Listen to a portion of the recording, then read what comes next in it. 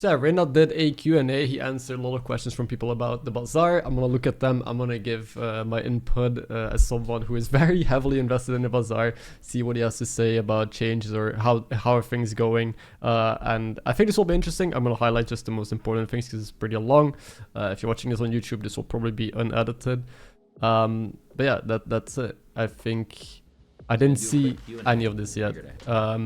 So I don't know how much rambling there's going to be, what kind of questions. I also submitted a question. I hope he's going to answer that. Yeah, that's it. This seemed like a good enough way. They haven't done a lot of community outreach. What did they say? But yeah, I figured it'd be a good time to do a Q&A. We haven't really done a lot of community outreach. Which is strange because in the Discord, people are kind of active. There's a lot of feedback here. And I guess that like some of the staff do reply in here. I have this Discord like open almost all the time on my second monitor to check what's going on with the meta and what people are applying. This is how I knew that patch is gonna happen in a couple hours from now. So I think I wish they did a bit more than community outreach, like he puts it. But we won't. So we won't is also crazy to say. He does this every month. I don't know.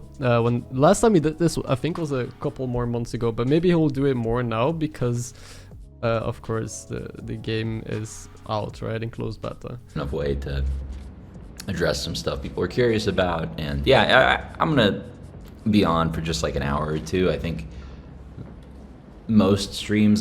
So there might be more of these. They'll be more or less because people just ask questions. Less scheduled, but.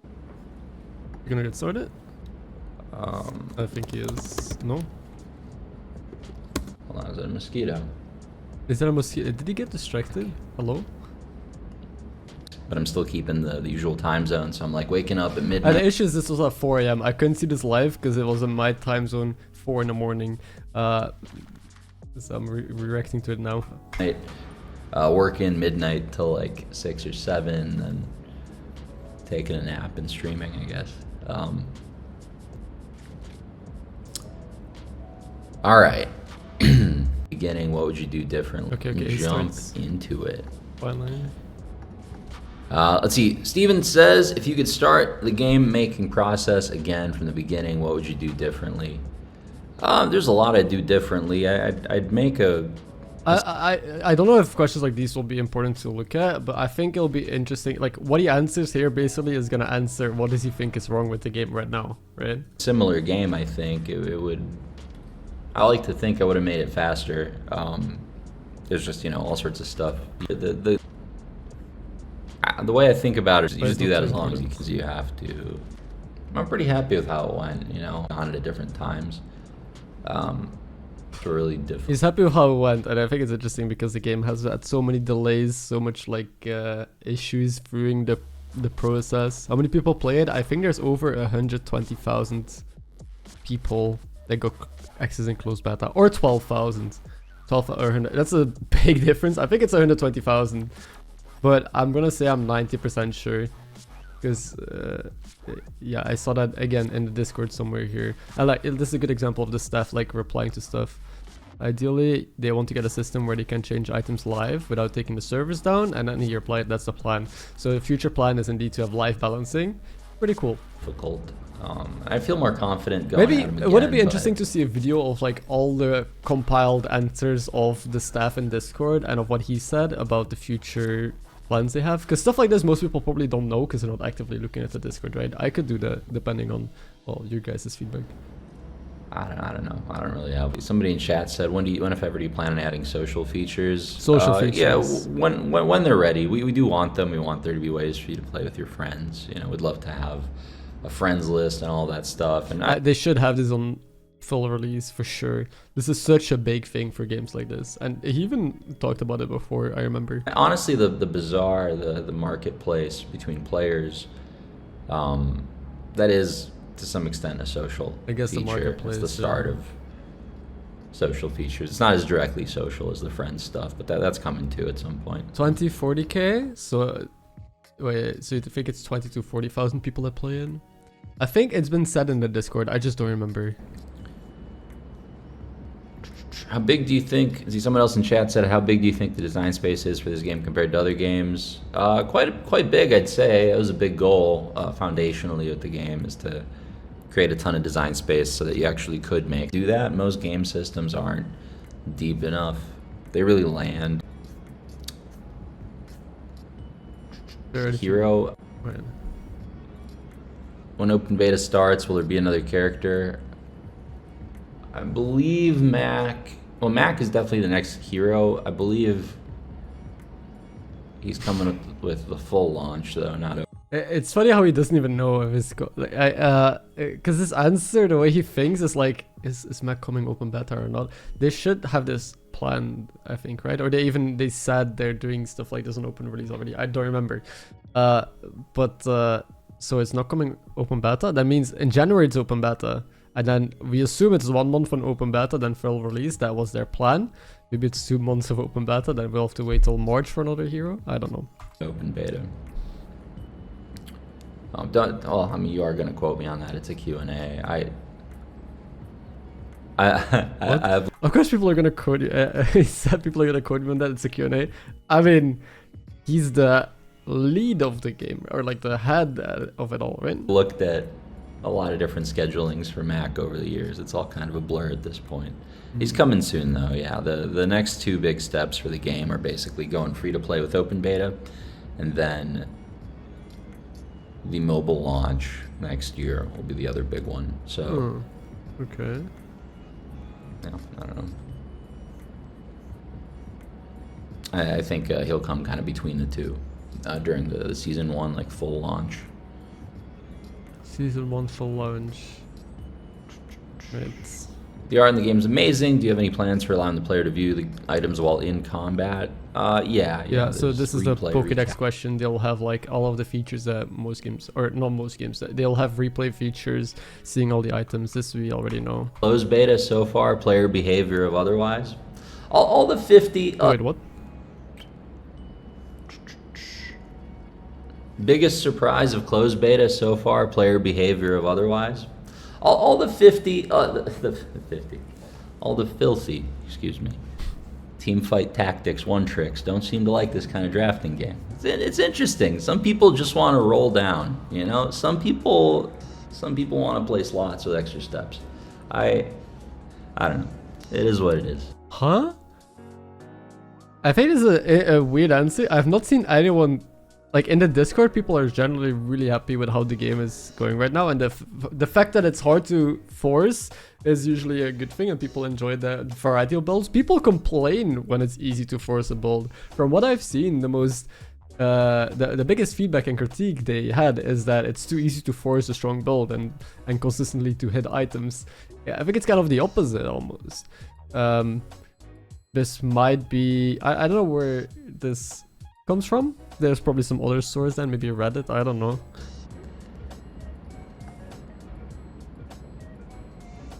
Thoughts on Crip? Crip is an angel. God bless him for streaming the Bazaar 12 hours a day. Lots with extra steps. Day. That's what they call most card games or strategy games, because it's like it's just RNG a lot. Really on your take? Yeah, nice. Yeah, I don't know. It's been awesome to see him take. I'm a backpack player, right? The difference is those are TFT players and Hearthstone players. I'm a backpack player, so I'm used to the variety and like harder to force stuff. Even though in backpack the best stuff to do is still forcing it, I think. I was really during the design. There was a lot of like RPG DNA we were trying to inject into the game, and like the action RPGs were always really interesting to me. There's something about, I don't know, just the way those screens look. I've always liked the idea of those games. Action RPG. You know, we started, but I think what I like to do with deck building, create it after a while, and you can see, back to this list. He keeps rambling on like his, I'm not gonna show all of the Q&A and where he just rambles about design ideas that he has, because I think we know a lot of it by now. If you ever get to see replays or stats of our ghost fights, yep, that's coming when it's ready. Favorite interaction that a player has dug up that your team wasn't aware of? Interaction that a player dug up that we weren't aware of. Some broken stuff like the infinite loops, I guess. And I feel like half the time I look at a build that people post, there's something going on there that I haven't seen. You know, when I look at these end of run build shares, they just look really different, you know? Like, yeah, one particular crazy gotcha that comes to mind, or yeah, I don't know, we haven't, the things players are calling out, like, yeah, we've been aware of. Bug report, having a long list of things we want to fix, and for the most part, like, I think it's rumbling again. Spreadsheet, and all the systems are aiming for emergent complexity. So when you design a game that way, you can't account for all the outcomes because they're all emergent outcomes. Yeah, he's still just talking about the different kind of builds and outcomes that he sees. Can't test the stream, and I'll just see like 3 bugs or whatever and call them out as I'm watching. But he is active in streams. I will say he's been in my stream like twice. I've seen him in other streams active as well. So he does check like what people are saying about the game, how they're playing it. And he also immediately gives feedback, like one of my previous videos as well. He like answers questions and shares people. I just wish more communication like that was done through official channels. I wish the stuff that he says in streams would be posted in Discord or on Reddit or on their Twitter account. There's a lot, like, their communication is really lacking. For the most part, they just say right now when a change is happening a day beforehand, or when servers are going down. They've been getting better at that, but a lot of other things, like these Q&As, are basically the biggest pool of info that we're gonna get. That's why I'm making this video, or streaming this right now as well. And same with him saying stuff in stream. So I wish they did a better job at that, but yeah. Sometimes the streamers notice them, a lot of times they don't. Yeah, so I don't know, it's all been helpful, really. It's been a really productive closed beta. Yeah, the only thing kind of sucks is all the other studios have made the term closed beta meaningless, you know? So now it's like, I don't know. Like the way we were thinking about it leading into closed beta, like one common complaint is like the rank system like not working at Legend, right? Like we knew it didn't work right at Legend. We knew it didn't work right. It's still accounting for losses and stuff. It's like it got implemented off an old spec. It was faster that way, and we basically had the choice: do we launch the closed beta with no ranks, or do we include the rank system that is working correctly for 99% of players, you know, until you get to Legend? And so we decided better to have it than not have it, right? I do agree with this. I'm happy that they have it. Without rank system, I think a lot of people would not have the incentive to play as much, even though the rank system is broken. And a lot of the highest ranked players just forced a broken bolt when it was completely busted before it got nerfed or removed from the game. And then they just camped the high ranks. That's kind of the Legend system right now. People, there's a broken meta, a broken interaction, they force it, they spam it, they get the highest ranks and then get Legend or whatever, and then they stop playing as soon as the build is gone.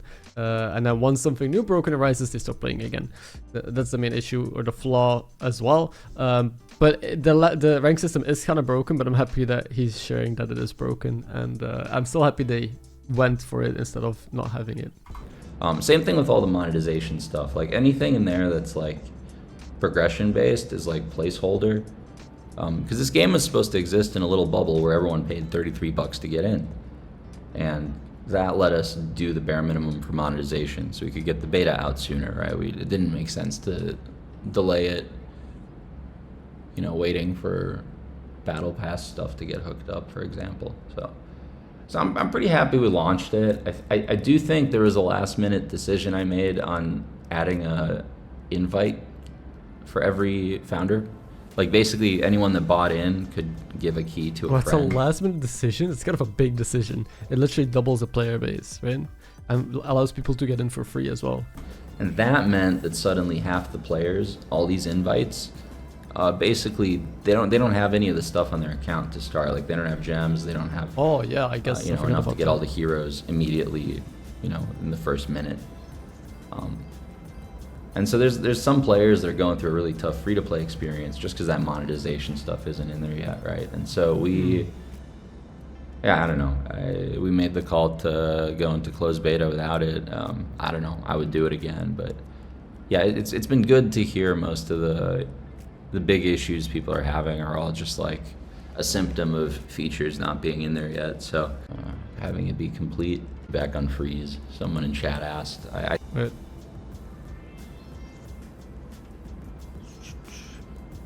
I disagree with everyone's feedback on freeze. Someone in chat asked. I think all the solutions are really inelegant. all the diminishing return stuff or whatever. I also don't even think it's OP. I think it just feels bad to lose to. Yeah, but that's a big deal. Things that feel bad to lose to are probably worse than something feeling OP, I think. Losing, I'm feeling like you have no agency because you instantly get just frozen, or your key item gets frozen and your entire board is locked. When there's no counterplay, the only counterplay is currently rolling the enchantments cannot be frozen. Or you try and find a dually score. If it's a single dually item that can kind of counter it. But it takes up 2 slots, and if you don't face freeze, it's kind of useless. It's really hard to play around freeze, almost impossible, unless you have your own freeze. Or you get the good enchantments. And enchantments you can't force. Unless you hit level 15, you get 1 enchantment, but you only get 3 options. So there's just almost no or barely any counterplay right now. There's like a skill that kind of helps as well, but it's a monster skill. So if they had more counterplay, then sure, right? Freeze is fine, but right now it just feels bad to lose to, even if you don't think it's OP. For each videos, but legend and rank in the title matters. Does it? Should I do it? I've not done it. Really shiny hair, yeah, it's very shiny. No. But everything feels bad to lose to. That is not true. If I lose to a really cool, like synergistic build, that doesn't feel bad to lose to. Freezing feels bad because, again, I have no agency. My items didn't trigger. I died. A one-shot doesn't feel great to lose to. I mean, you can... The thing that feels better to lose to because you know you can play around it. Against one-shot, you can just either build more health, like go for more max HP, unless it's like a 10k one-shot, which is absurd. I mean, that's a Giga high roll. You don't see that all the time. It doesn't feel as bad to lose to, right? When you feel like there is some counterplay available, even if you like freeze or slow their like at the start of combat, slow them, or have, you can even pick the option to start with armor. There's an encounter relax where you start with armor. That's good against one shot. So even though some things feel bad, you can kind of mitigate that, and every build has weak points, right? So that's what complaining about the metagame is about. It's my fault you lost. It's the matchmaking conspiracy. It's anything but your own competence, Chad. Isn't that right? That's different. I mean, I don't think this holds stake. Like I just explained, freeze is, it's about the counterplay available, less than blaming the game, right? You can always blame the game on RNG, no matter what. And things never change from Hearthstone. All right, let's see.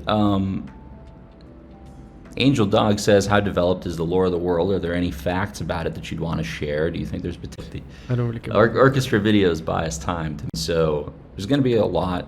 Check it out on YouTube. Give us a thumbs. Voiceover lines and characters. Yeah, it is a goal. It's have some stuff to do, but just wanted to say thanks for making this game. It's cheered me up a lot. The issue is reading from chat. A lot of people, there's also a forum in Discord where people can submit questions. Right now it looks like he's just reading chat. A lot lately. Thanks, Alcat. I appreciate it, man. I'm really glad you're having fun with it. My biggest complaint is the lack of build variety. I guess that's where I disagree. I don't know.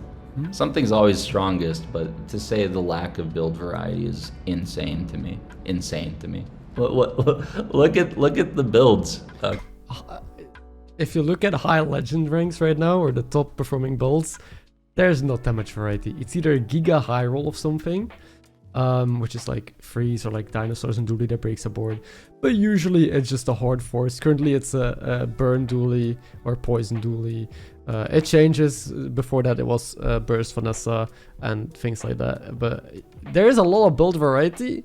But the top builds that consistently people go for when you're trying to climb is almost no variety, or less variety, I would say. So I agree and disagree on to like in that regard.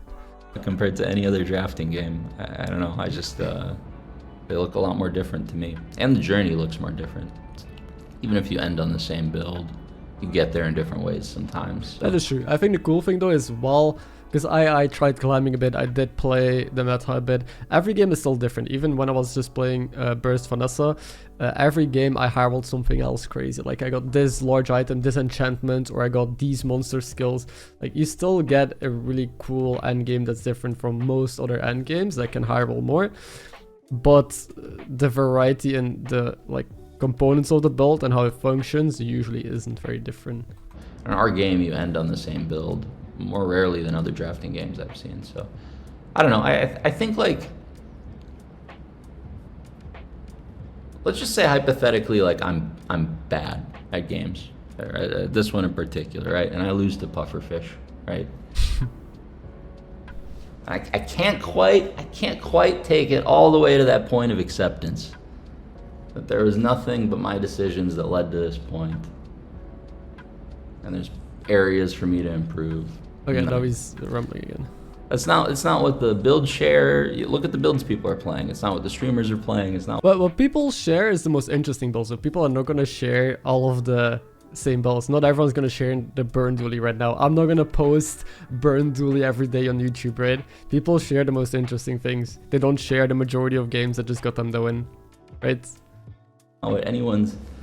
There's some people forcing pufferfish in normals to farm tickets, but you can beat them too.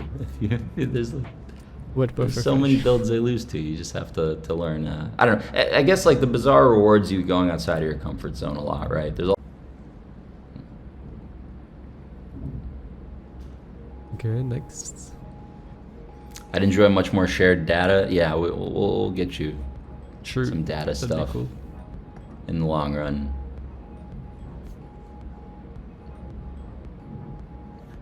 Now that being said, like this game has a ton of content, and the way I wanted to talk. I'm not actually gonna do a Q&A. I'm gonna do a little lecture here.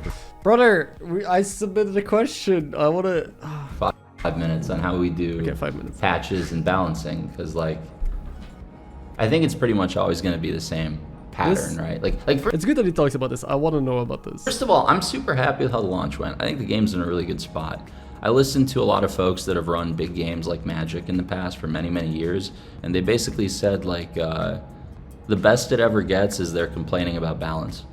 Like at its best, they're complaining about. So. Well, here's the issue. A lot of people are complaining about the bugs, about the servers, about balance. Sure, balance is a big portion of it, but it's not just balance that people are complaining about. So we're in a pretty good spot by that heuristic. But servers got better. I have to say servers have improved. I'm pretty happy now with how EU runs. But also the kind of crazy bugs and things being turbo broken. Like the barrier being broken for an entire month where it ruins people's games. That bug, for example, is insane to me to get, like, just remove it, just hotfix it, right? They hotfix so many other items. Why not that item? So balance is a big thing, but again, closed beta. You can scoff off a lot of these arguments because it's closed beta, and balance I think I'm most willing to forgive. Bugs I'm also willing to forgive if they get addressed within a reasonable time. A month of something that literally breaks the game and makes it feel really bad for players to play against, I don't really understand when they can hotfix other stuff. The ranking system I can forgive, the servers I can forgive. I can forgive it if the communication was better. The issue is that the communication at the start with the servers was really bad. They just took down servers without informing anyone. Unless they took them down and then someone in Discord said, oh yeah, we took servers down, right? So that's my only issue here. There's a lot of counterplay items that would be way more useful if you know your opponents. Yeah, right now I think that's a feature they're adding. Right now you can just see what opponent you're matched against, not their board, but I think in the future they want you to be able to see their board. Same with if you hover over NPCs, I think they want you to be able to see their board as well. I think that's also as good as it'll ever. If there's remove a broken item, it's meta change, not balance. What? If they remove a broken item, they just fix the game, right? And so the way we want to change the game over time is the way that we've been building it the whole time, which is we iterate as quickly as possible. And so like, other studios will make like 10 really careful changes in a patch, or 5 really careful changes, and they'll make sure that like those changes are right. We on the other hand will make 100 changes in a patch, and we're pretty happy about getting like 95 of them right. I think this philosophy you can probably see best in the latest patch, where they did a lot of, like, it was the biggest patch ever. I also made a video on it. Bunch of changes, bunch of things addressed. And I don't think they got 95% of it right. They got a lot of it right, like they fixed loops and a bunch of interactions. But there were so many broken things with it. They instantly had to hotfix the same evening, I think, or the next day. Then 2 days later again. And right now, there's still some pretty strong broken things. The thing is, if the game is live and ranks are gonna matter more, people are actually gonna grind, things are fixed, and there's money on the line, because tickets cost money. In theory, cost you gems, right? Then patches like this are scary, because there will be broken things and people will find them quickly and abuse them. So I do like the philosophy of just throwing shit at the wall and trying and things like that, but it has to be addressed really quickly for it to actually work. Or otherwise the meta will just revolve around waiting for a patch, finding the broken thing quickly, forcing it, and then stop playing once it's fixed, right? No. And then everyone will complain about the 5 we got. Also, I know I'm talking about the top 1%. I'm talking about the minority of players, maybe the 1% that really grinds, or the content creators, or whatever, right? I'm not talking about the majority of casuals that are going to play this as a mobile game. And I see that from that perspective. This is perfect for those kind of people, for the majority of the player base. I'm just in the niche where it's probably affecting me more than others. So I still think it's a valid argument, but probably he shouldn't listen to me. He should listen to the majority, even though the top 1%, the hardcore audience, is still your core that puts out all the content and is gonna put in way more hours and money probably than the casuals. Wrong, and the 5 we missed. And then next week we do another 100, you know? And on net, it's not getting 10 changes better. It's getting like 80, 90 changes better, right? It's just way faster. But yeah, along the way, there's like stuff for people to point at, like, oh, you missed Monitor Lizard. Let me intellectually posture for a minute. And that's good. That's fun for you guys too, so. Yeah. True.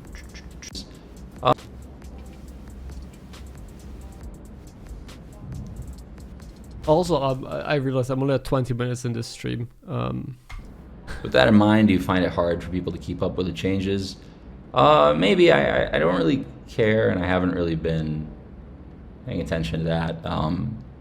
I think the state that the game is in right now is very quickly. There's more stuff. And whatever you complain about, we buff a little. What do you think about the ideas of item prices increasing or decreasing based on player purchase rates? Yeah, I explored a lot of systems like that. That is a really cool idea that I also thought of, like a live marketplace. When people buy items, it live in the game get more expensive to buy, like demand, right? Supply and demand. And then when people don't buy items because they're weak, their price drops like a lot. That is auto balancing without any input. It's interesting as a mechanic. I don't know how it would play out or work, but it's cool. Years ago during design, it could work in a drafting game where the only resource was gold, but in our game it doesn't work because most of the cost of going to a merchant is the hour. We have that time axis. So if you automatically rebalanced items in real time on their item value based on how much they're being drafted, in theory it does a bunch of cool things. In practice, the trade-offs aren't worth it because basically it could maybe work in another game. Yeah.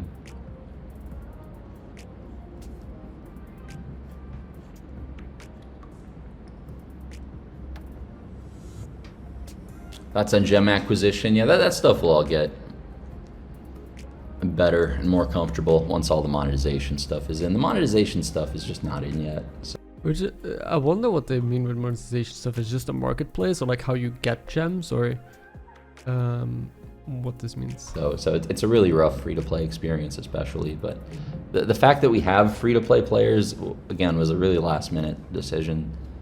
We weren't going to do the invite originally, and so this wasn't supposed to be an issue. Everyone was supposed to just have all the content right away. Did you add an indicator to shops that only allow you to buy one thing? Yeah, that's I agree with you. It should be way more clear. We got to explore how. All right, anyway, back to this list. Sorry. Battle Pass, yeah. Okay, he's going back to the list. Battle Pass, I mean, they probably will do it. Like most games, right? I think he even said lore question I did. One thing I love about the Bazaar is how you have the ability to add more and more things over time. How do you plan to address upgrading items becoming harder and harder over time when more items are added in? That's a good point. We don't. That's the idea. What? I don't like upgrading. This game doesn't need upgrading. What? Some items get insane at gold or diamond tier because they're scaling. For example, they get +5 damage when something triggers. It goes to like +20, +30 damage. Your build literally incrementally gets so much stronger with just a single upgrade. It's super valuable. So that's kind of saying that upgrading doesn't matter is strange. I do think it's fine to say I'm not going to try and balance it. Like if there's more items, it gets hard to upgrade. It is what it is. Sure. But balancing will be really important. Or upgrading, I mean. Auto battler players need upgrading. To them, that's like where the dopamine is. It's like... it's not about the dopamine even. Like some items I keep bronze because when upgrading, all it does is add base stats. Base stats you can increase in multiple different ways, right? But scaling items are important. I think it was each individual build to be weaker, harder to force one thing. Yeah, but it's just the RNG element. If there's way more items, it becomes harder to upgrade. Let's say you find an upgrade twice and your item like triples or quadruples its amount of scaling in combat. Suddenly you're gonna outperform so much more than if you don't hit it. So just more items adds that variety, makes it harder to hit upgrades, which is fine for most items, but for some builds will be super hard to pull off. But I think it's fine because in later shops, later down the line, you get stronger versions of items, right? So you could hit a gold item on day like 10 and pivot because it's way stronger instead of keeping a bronze item trying to upgrade it to silver and gold. So I think this incentivizes pivoting more than anything. If it's harder to upgrade, you start with bronze items and then you just go to more expensive shops, buy better items, replace your board. I think that's a side effect that's going to happen. It's really cool to speculate about this stuff. He's also, I guess, speculating about how this will turn out, but that's how I think it will be. That's how you get stronger in these other drafting games, right? So it's like I watch TFT players play and they'll go to shops like 2 or 3 times as much as I will, and they'll reroll every time. And they're really excited when they get an upgrade, even if it makes them like 5. He does compare himself a lot, or his game, to like TFT and other games and how they are played compared to Bazaar.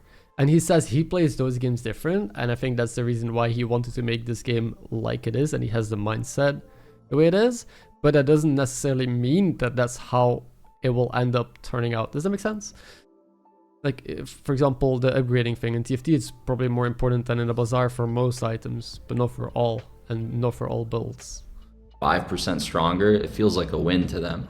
I'm just looking at it like dude, you passed like 3 different free max HP events that would have, and it's really fun and simple to do. We went through all the trouble of making 4 times as many cards and having a tier system like we do, just to accommodate upgrading like that. Well, not just, but that was one of the upsides. We could upgrade tiers because it sort of conflicts with like the where the fun is at its core. It's like I want to be pivoting, I want to be mixing and matching my pieces.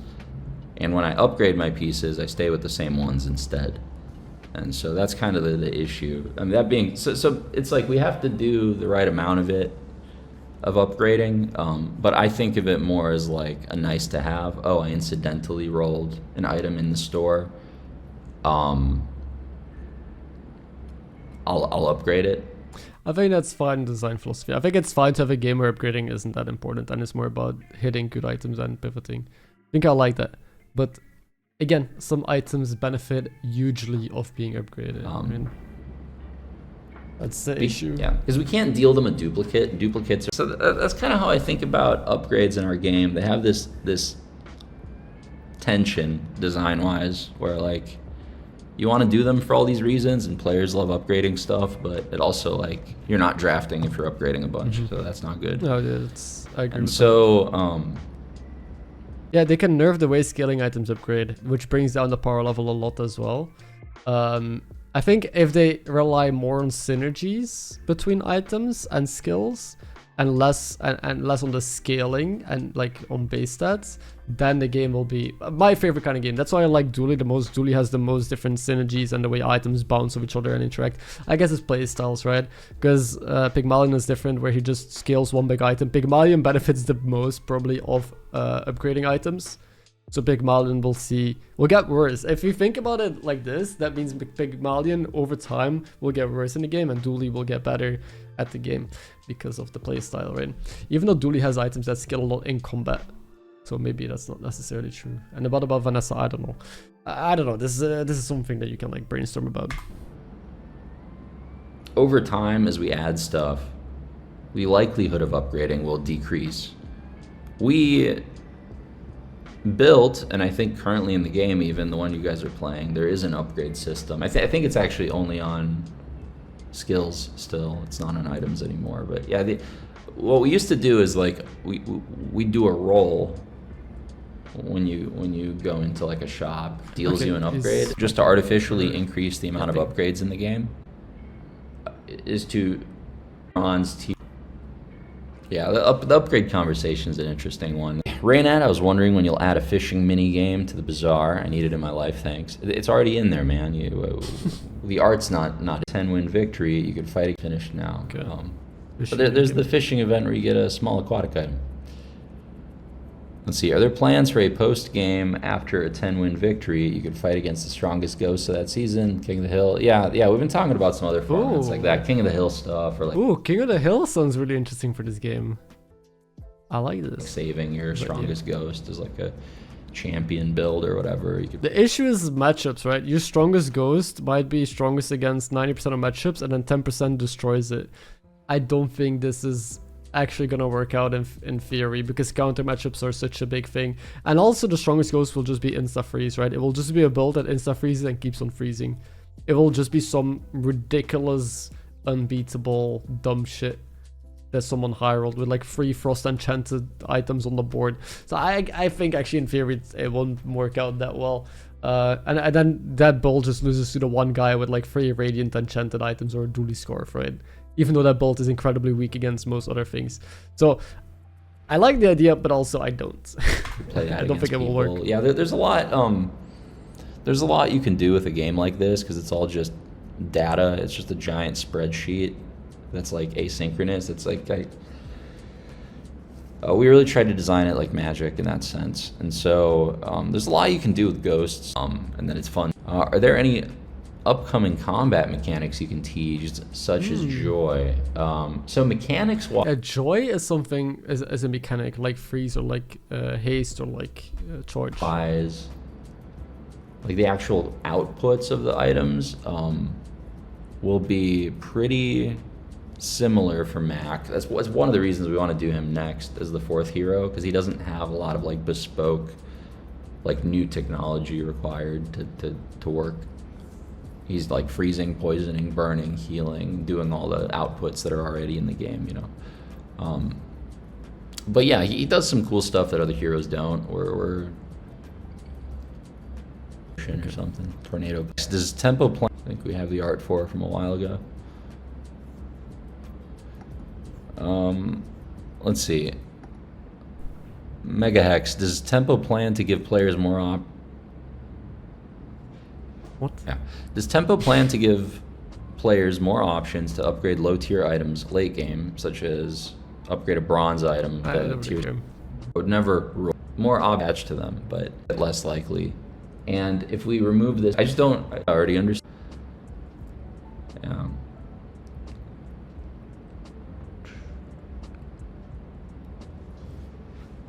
But yeah, upgrade a bronze item is the kind of output. Some bronzes are. Go to the next thing.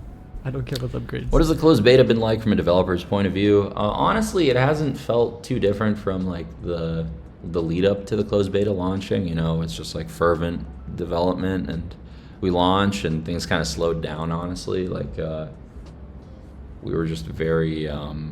There's so much getting built, you know, weeks before the closed beta launched, and there still is. But yeah, the team's been working hard for a very long time, going hard. You know, loving it. Or nothing in the EULA. Nice that the feedback is good. So What is your policy on modding the Bazaar? Nothing in the EULA forbids reverse engineering. That's not true. The EULA absolutely forbids that. That's just a lie. No but modding or what? I think modding the yeah, I Bazaar don't know. I've been different talking to anyway. website owners about it. Unless they're talking about like deck checkers and stuff, right? Which also accesses the game files. Just talking like the HS replay guys and like Yeah. Crip introduced me to like the Mobalytics CEO. I was talking to him a bit, and I was kind of interested in like what these community sites, like how we can help them basically. But then yeah, I don't know. There's all these trade-offs with security and stuff, and like I don't want to make like I don't know. Some tools can help make a game more comfortable and enjoyable, but some tools just sort of It seems like can accelerate bad things. He's not into deck checkers for the Bazaar, which I think is fine. I don't think the Bazaar needs it if it has an in-game if it is structured like Backpack Battles, it has an in-game like Pokédex feature and like all the features that you would normally want of a deck tracker. Some games have a built-in deck tracker like card games, right? Hearthstone just doesn't have those basic features, so that's why, or like even a match history and things like that. That's why people go to HS Replay and other third-party applications. So if they want to do it themselves, I think that's better. So yeah, I don't know. We're yeah, the modding thing. I don't know. There's one of the items a monster. Like it, yeah, the stuff I would not balance. Yeah, all the time. Bad simulation. Is there ever a decision that was changed purely for flavor purposes and not balance? Yeah, all the time. All the time. Flavor is this interesting goal in design where like I worked with a lot of designers over the years, and a lot of them just don't care about it, like which is perfectly like reasonable, I think, even as a take. It's sort of a self-inflicted restriction if you really want to do the flavor thing hard. Right, he doesn't want to say it, but I think it compromises the security of their game somehow, but he doesn't want to pass the hot potato and blame that they don't trust the other company. Yeah, maybe, because deck checkers have to access the game files in order to read them and output something, right? Right now there is something like that for the Bazaar. There's something where if you hover over NPCs, it shows the boards. We would have to download it and give it access. So I think it's reasonable. Again, if they add the features like Backpack, makes sense, right? Yeah, the PvE tracker, exactly. And so for our game, I sort of opted into that from like day one, where like flavor wise, like I think flavor is important for a game, but it shouldn't, in my opinion, it shouldn't compromise design. Again, I'm not a designer, I don't work on a game, I don't know any of this shit, but I think it would feel bad if an item is being more broken or way weaker simply because it fits better for the flavor, because it won't see any play, or will see way more play and be annoying to play against, but it will be cooler in the lore or make more sense, right? I think it needs both. Like, it needs to be good flavor wise, sure, make it as flavorful as possible, but don't compromise how the game plays. Even when I was the only one on the project, like, and I was designing all the card skeletons, it was like I would spend an extra, you know, I would spend 3 times as much time on a card and rework it 4 times over just to get a design that fits the flavor of the thing. This actually makes me want to become a game designer. Every time I look at these Q&As and think about the game and how to do it, I want to make my own game and like design items and do shit like this. It seems so fun. It seems annoying to deal with like when you do something wrong and the outlash of people, but it seems fun. And unless you like force yourself to do that, unless you like hard commit to it, it won't be flavorful. Like that card, that piece of content, right? So it's like, maybe if the Bazaar needs designers, I'll apply. Let's have an emo. Thank you for the follow. Denver Reynad looks like a caveman. He has had like long hair and growing his beard for a couple of years now, I think. He's just on a different wavelength now. Every step of the way, you're always people do what they want, forcing yourself to make something flavorful, it feels like, with card design. Like sometimes you have to change a card in a really restrictive way to make the flavor. We do, like, we answers it, but yeah, we do stuff for flavor all the time. It's always easier. We'll have replays and recaps, but Some other games put the replay window that we had in our old prototypes straight into their game, same buttons and everything. And there's a reason we took that out. I don't like reminding players of the asynchronousness of it the whole time. It's like not something we're hiding or anything, but it's also not something that's good to surface, in my opinion. So. Huh? What? I don't understand this. Why would it not be good to... People know the game is asynchronous. You're not... What? Huh? It's a confusing answer.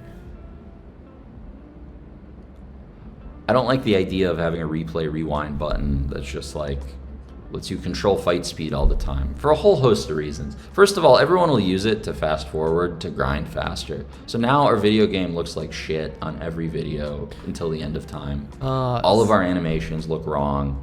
Everything. That's why they don't want the speed increase, because it looks worse. But I think for PvE fights, it should be fine. For PvP, sure, I get it. The PvE, they should be, like, it's sitting there for like a whole minute fighting the banana guy on day 1 and going to fatigue is so stupid in my opinion. So I feel like you should be able to skip or fast forward those things. Sure, it messes with the visuals, which is why I don't do it in backpack. In backpack, I think it's boring. I think I like seeing how the fight plays out and the interactions. There's a actual downside to playing on speed. If people do this in PvP, they won't see the interactions. They won't understand why they lost. They're not gonna, unless they replay the fight. But why replay the fight a second time then if you can just watch it the first time, right? So I think it's fine to add the feature, because I think content creators usually don't do free X speed anyway, or like speed up fights, simply because I never did it with backpack because it also looks worse. People like seeing the fight, so for the most part I slow it down for the visuals and because I understand what's going on and it's easier to explain. So I don't think the argument really holds stake, but I understand why he's worried about it, right? Looks wrong because people are impatient. Second of all, if your game has a part of it that people want to skip, that's a symptom of a bigger problem. Like adding a skip button is the wrong solution 100% of the time for 100% of games, I would say. It's just a lot easier than like making your fights fun to watch, which is a problem that requires like, 10,000 small solutions. Again, the early fights aren't fun to watch though. You have 2 items, your opponent has 2 items that heals them. You watch the fight for half a minute, nothing happens until fatigue ticks. Those things should be skippable, right? I don't think you can ever make that fight interesting. So, most of the fights I do agree. The days after, sure, made the fights look good. But also the game, that is one issue that a lot of people had with the game at first, and that is the visuals of the fights still needing to be improved. It's so hard to understand what's going on at the start because the visuals aren't as clear cut. I wish you could slow down fights as well. That seems like a good feature, especially in the later days, to see what's happening. But yeah, and a lot more thought. And so no, we're never letting you skip, fast forward, whatever, because I don't want you doing it. Okay, I guess we can never skip the day 1 fight. Unlucky. Yeah. But you will be able to, after a fight is ended, get a recap, replay the fight.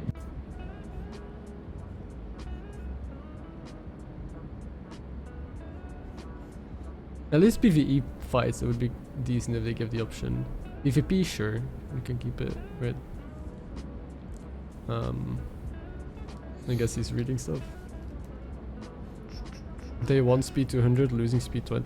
I think they know, like they slow down late game fights, right? In the patch notes, latest patch notes, I think it said something like they're slowing down end game fights a bit so you understand better what's going on. There should be a manual setting though, but by that logic they can speed up early fights as well. But I agree, it would probably be better to the early days have more speed in them, or choose to have more speed in them, and then the later fights slow them down, or being able to choose that. But yeah, I think he's looking at it from more of a design perspective than like player perspective. Like he's worried about the worst outcomes of adding this feature compared to the quality of life improvements of this feature that it could provide. And again, if he's worried about content creators just putting everything free XP and all the players to grind the game, then there is probably a solution to that as well, right? And for content creators, I don't think it will be an issue. I think content creators won't do that because it's bad content.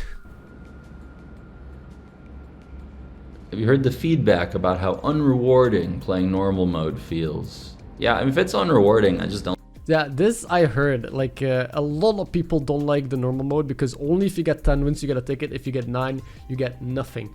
So people have to get the best thing. And people concede games they won if they don't get the items they want. There's no downside to closing your run, ending it. So people just do they want. If they high roll, they keep going. If they don't, they quit. They go a new run. Because there's no reason to keep playing if you only get 9 wins. That's the feedback, and I heard his answer wasn't too great to this. That's the only thing I know about this Q&A. People did not like his answer. I don't think this is the game for you, truth be told. Like, He says it's not the game for you then? Tempo makes games with the goal of being fun. And Yeah, and it's not fun if you get 9 wins and get nothing. If you need your ticket to go ranked, right? without any reward system, it should be fun. Like playing a run in and of itself. And that's the issue. People play games for different reasons. I am competitive. If I would just have to play unrated all day, I would not enjoy this game. I would like going for ranked. So if I want tickets, I think people just have like that means this game would just be made specifically for the super casuals who want it as a mobile game and don't care about any rewards or any ranked or anything, right? But gaming is about it. Like, that's why battle passes exist, for people to have constant progress. That's why rank system exists. That's why any sort of like the bonus chests exist the more wins you get.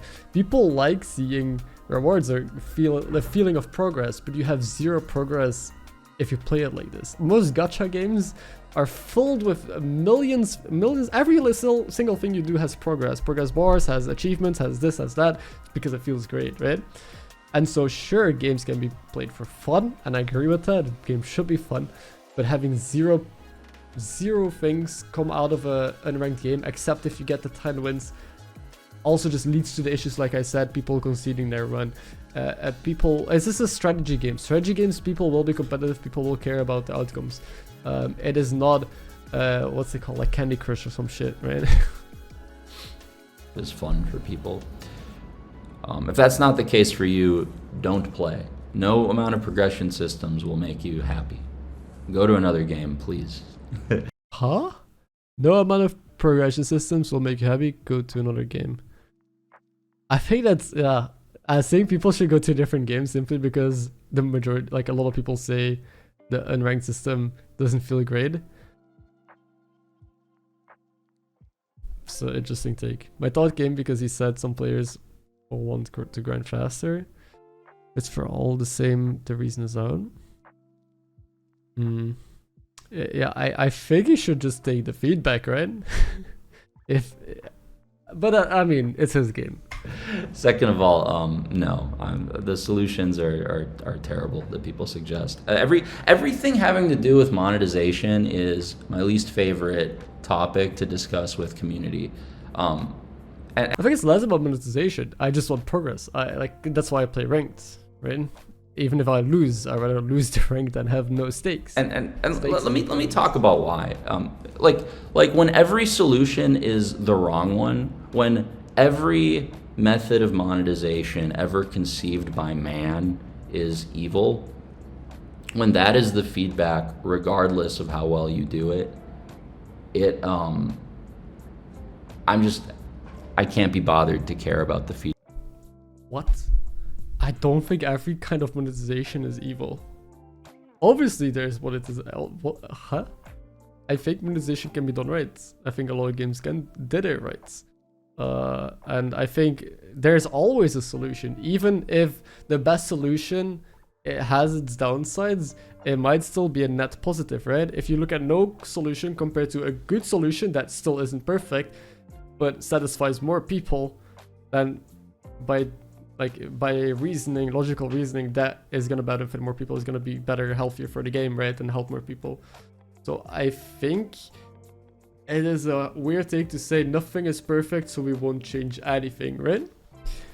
I think there's not much more you can do with the unranked system. You can do incremental, like for example, you get a ticket if you get 10 wins, right?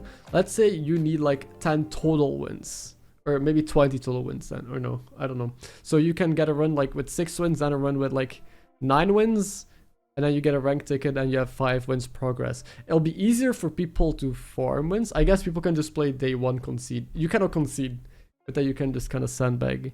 I guess there will be issues, but there has to be some solution. There's a million. I saw a lot of suggestions as well on Reddit, on Discord. There has to be something that's better than the current system. He's a good creator, not a good commercial. I think he's just not. He has a team to do it for him though. He should not be the one in charge of the monetization necessarily, right? Sure, he has his ideas for it and his philosophy behind it, which is important. But when it comes to game systems, he just wants stuff to be fun. But sadly enough, if you just have unrated and there's one reward, which is a 10 wins, then that just turns into not fun. Just remove the ticket from in that. If you have unrated and if you say 10 wins, you don't get a ticket anymore, it will become more fun for people to just play unrated because it doesn't matter if they get 9 wins, they don't feel like they lost anything. So in that regard, I assume, I don't know, there has to be something here. Cost 3 tokens for a ticket. You get 1 at 7 and 2 at 10. Well, feedback, you know, we're not gonna try to please people that cannot be pleased. And when it comes to monetization, this is a topic that you cannot please people. So, yeah, all the content will always be free to play earnable, and we'll monetize some of that if people want to accelerate that unlock. Or we'll monetize the cosmetic stuff, but what we're never going to do is engage in a conversation with community about like monetization stuff. You guys can't have a conversation about it in good faith, and I've tried. He's not gonna have a conversation with community about monetization because he thinks the community cannot in good faith have a conversation about monetization. I guess because it's affect them, right? I think the way he looks at it is there's company, there's community. Company wants to make money.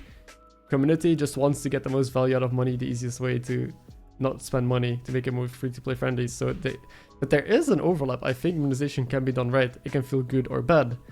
I don't mind, like there's a lot of games that I spend a lot of money in. Valorant, I spend probably the most money in. Valorant is a lot of money for skins. I only spend it when I can and when I really want a skin. For example, like people pay what they want for and they want it to feel good. There can definitely be a conversation. Sure, there will always be people that are complaining about stuff being expensive, but that's just the nature of it, right? Really black and white. Yeah, you can never please everyone, but you can definitely please a majority. Right? Many times over the years.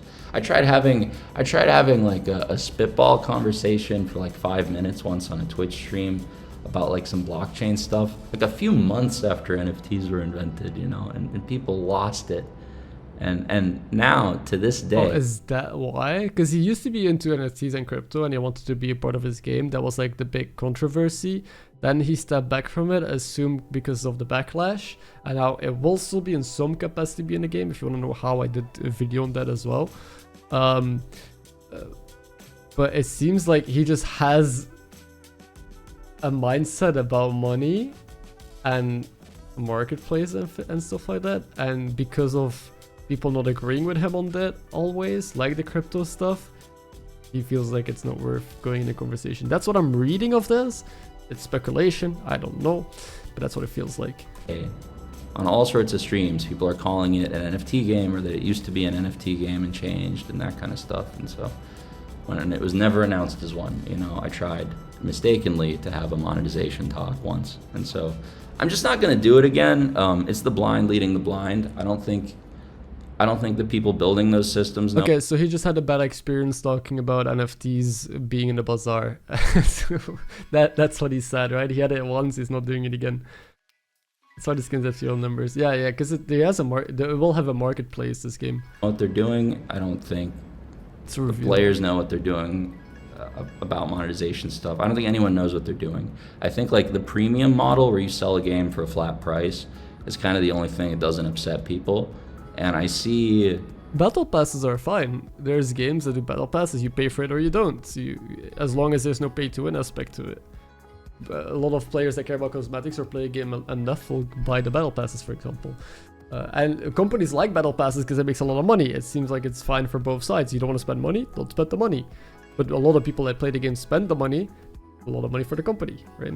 I mean, Monica, thank you for the prime. Welcome back, dude. Hope you have a good day. It's a package for you. Okay, thank you. Thank you. Check Discord. I'll check it after this. I've listened to Feedback Philosophy. Sounds like a road to hell.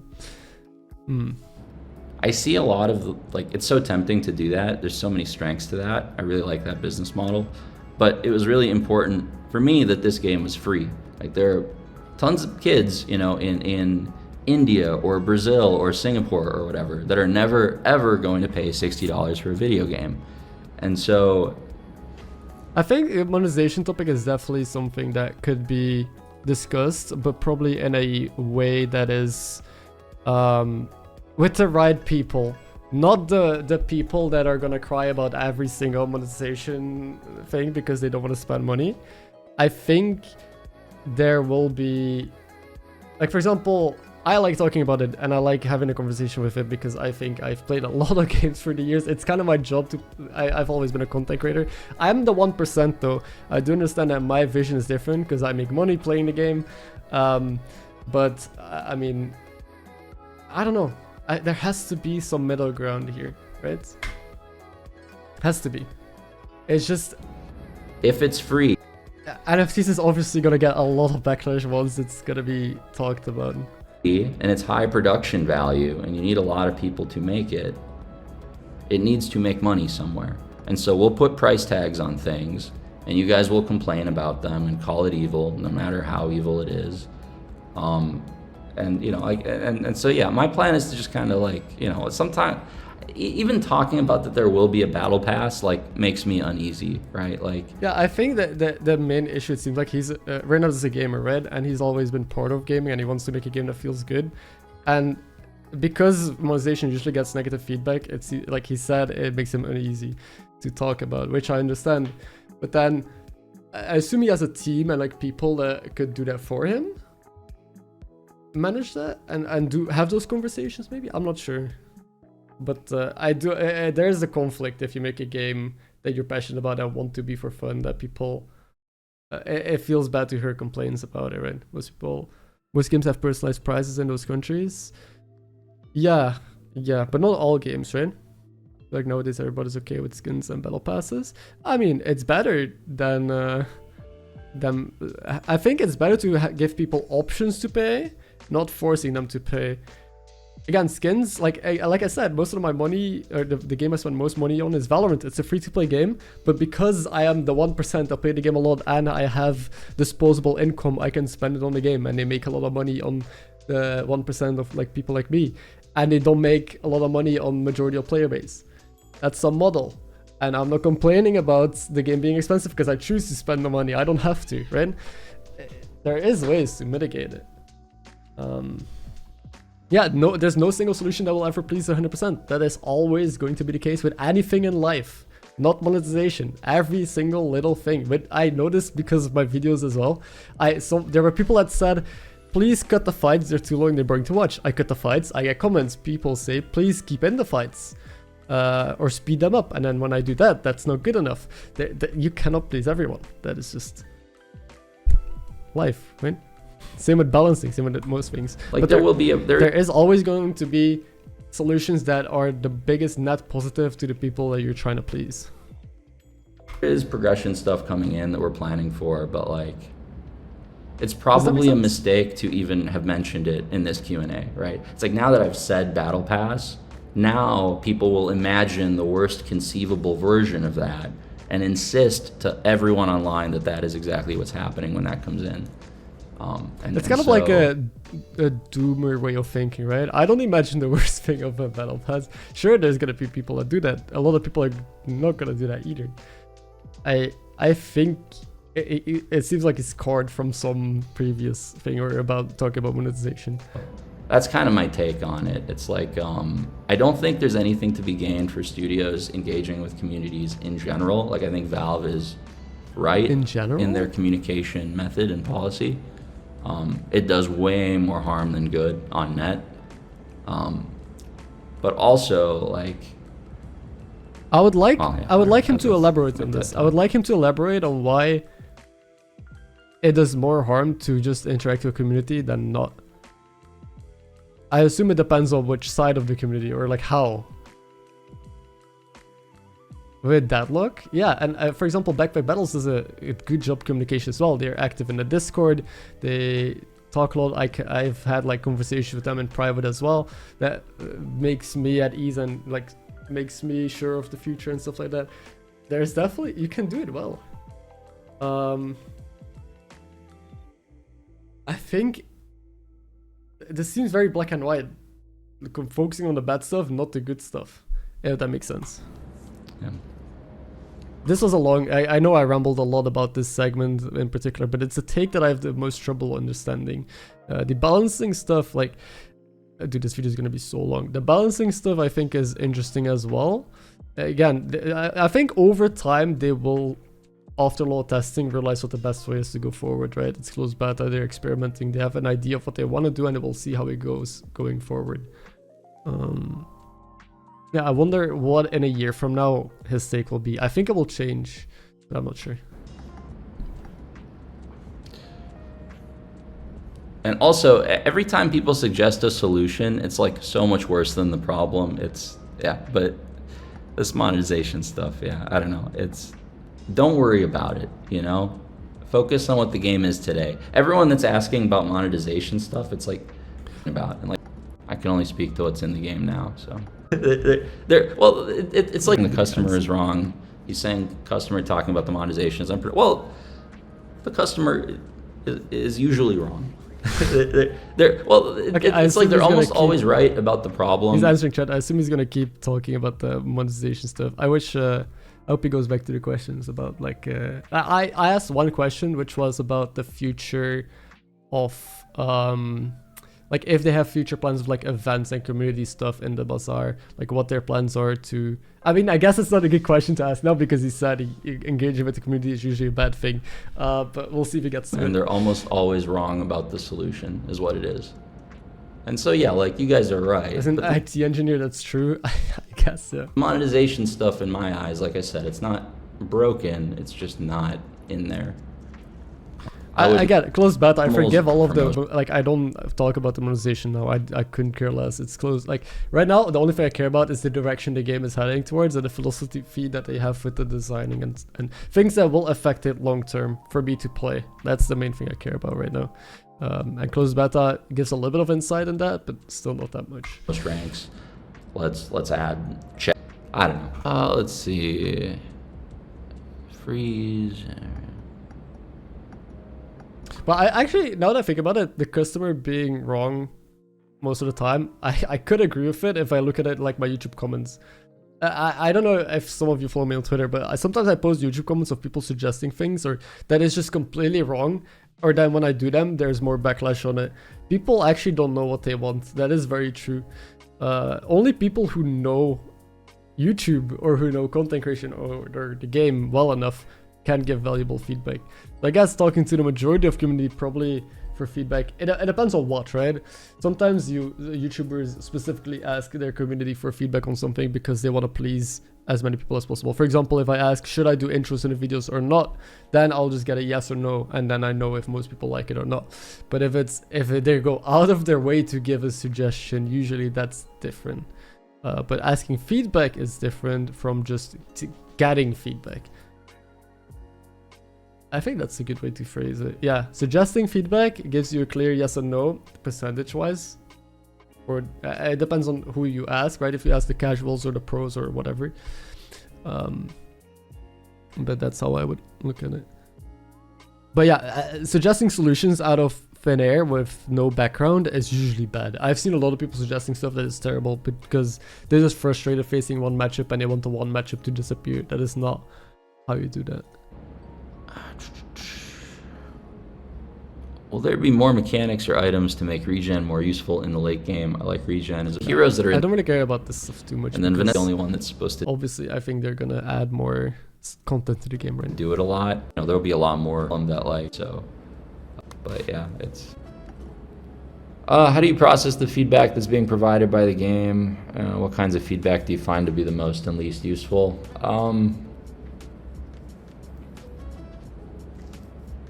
guess it's a good point. I don't know. If people say nice things about the game, it feels good. If they say mean things about the game, it feels bad. Calling out bugs is super helpful. Anytime I'm watching a stream and people are like, "Oh yeah, this thing doesn't work right" or whatever, and they call it. I think the bug thing is good. Is a good example because again, some of them they fix quickly, and then stuff like the forest barrier stayed for over a month and was probably the most annoying bug ever because it literally breaks opponents' games. It's the thing I'll keep bringing up because this is the only thing that confuses me about how they handle bugs. That stuff like that can stay in for over a month and it's a well-known bug. While they can hotfix out the item because we've seen them hotfix out items in a day, right?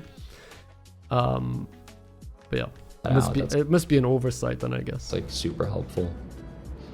We can just address it then directly. Well, not force barrier. What is the thing that like increases cooldown by 1? You guys know the item, right? If it's a reproducible issue. But yeah, I don't know. There's a lot to be said for like ignoring you guys entirely, you know, like Chrono barrier, yeah. So I think ignoring the community entirely is not usually a good solution to anything, but I think ignoring them for a majority of outcries, sure. It depends on solutions. I'll put it to solutions. I think the feedback is valuable, but don't take solutions from them. Take the feedback to have the proper people that are like designers come up with a good solution. If the feedback is Pufferfish is bad to play against from 90% of people, don't just and they suggest to remove it or to this or that. Don't take that. Just take the Pufferfish is bad. We should look at this, right? I think that's how look at feedback from. This is actually like my consumers are saying this. What do I do about it? Do I do nothing about it? Do I think they're wrong? Or is there something to fix it? But he definitely does care about the game. He spent years working on the game, raising money, and I think he cares. It's his child, right? He cares. So I think he just is in his head a lot about what the best way is to do this. And clearly he talked to a lot of people that do this as well. And he has some ideas of how to manage the game, but I think he's looking at it from a perspective that I don't know. Again, I don't know enough about this to talk about it, but I think it might actually harm some of the development. Maybe I'm wrong. Maybe he'll prove me wrong, but I think taking some feedback and having some conversation with community, if it can be done well. But for the majority, I think the issue is that for the most part, it's bad, but there is some way to do it well. And I think he got feedback from people that have just done it wrong, or that has bad examples. Like for example, the NFT thing is the best example. He talked once about Crypto about monetization. It ended poorly, and now he doesn't want to discuss monetization with community, right? Because he thinks it always leads to bad things because of that example. But there's probably iterations or like different ways that things can be handled that are better. This turned into just looking at the Q&A and like seeing what he answers into like more of a debate. But I like talking about this stuff. I think it's interesting and I think about it a lot as well. I did this open development thing for the first few years of development with this project. And basically anytime we changed the design at all, there was pushback. And you guys were wrong every step of the way because this game is much, much better than the game it was. And so like, had I taken the player advice along the way, it would be a way worse game, you know?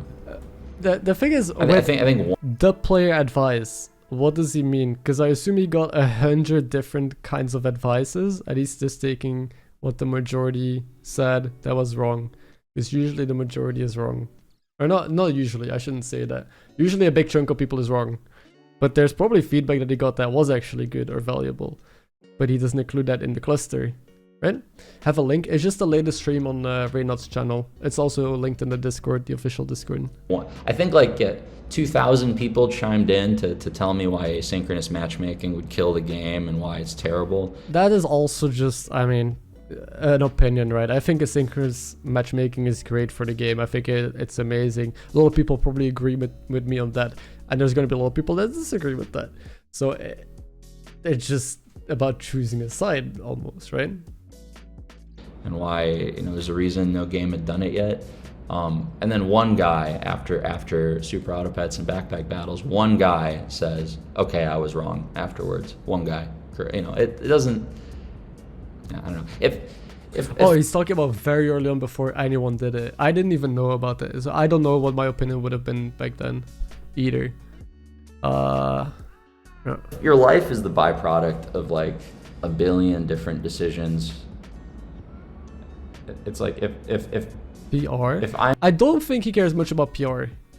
I don't know Reynad personally or well enough, but I don't think he's careful with his words. You can see him thinking a lot, but he says straight up what he wants. He says, I don't want community interaction. I think you guys are wrong.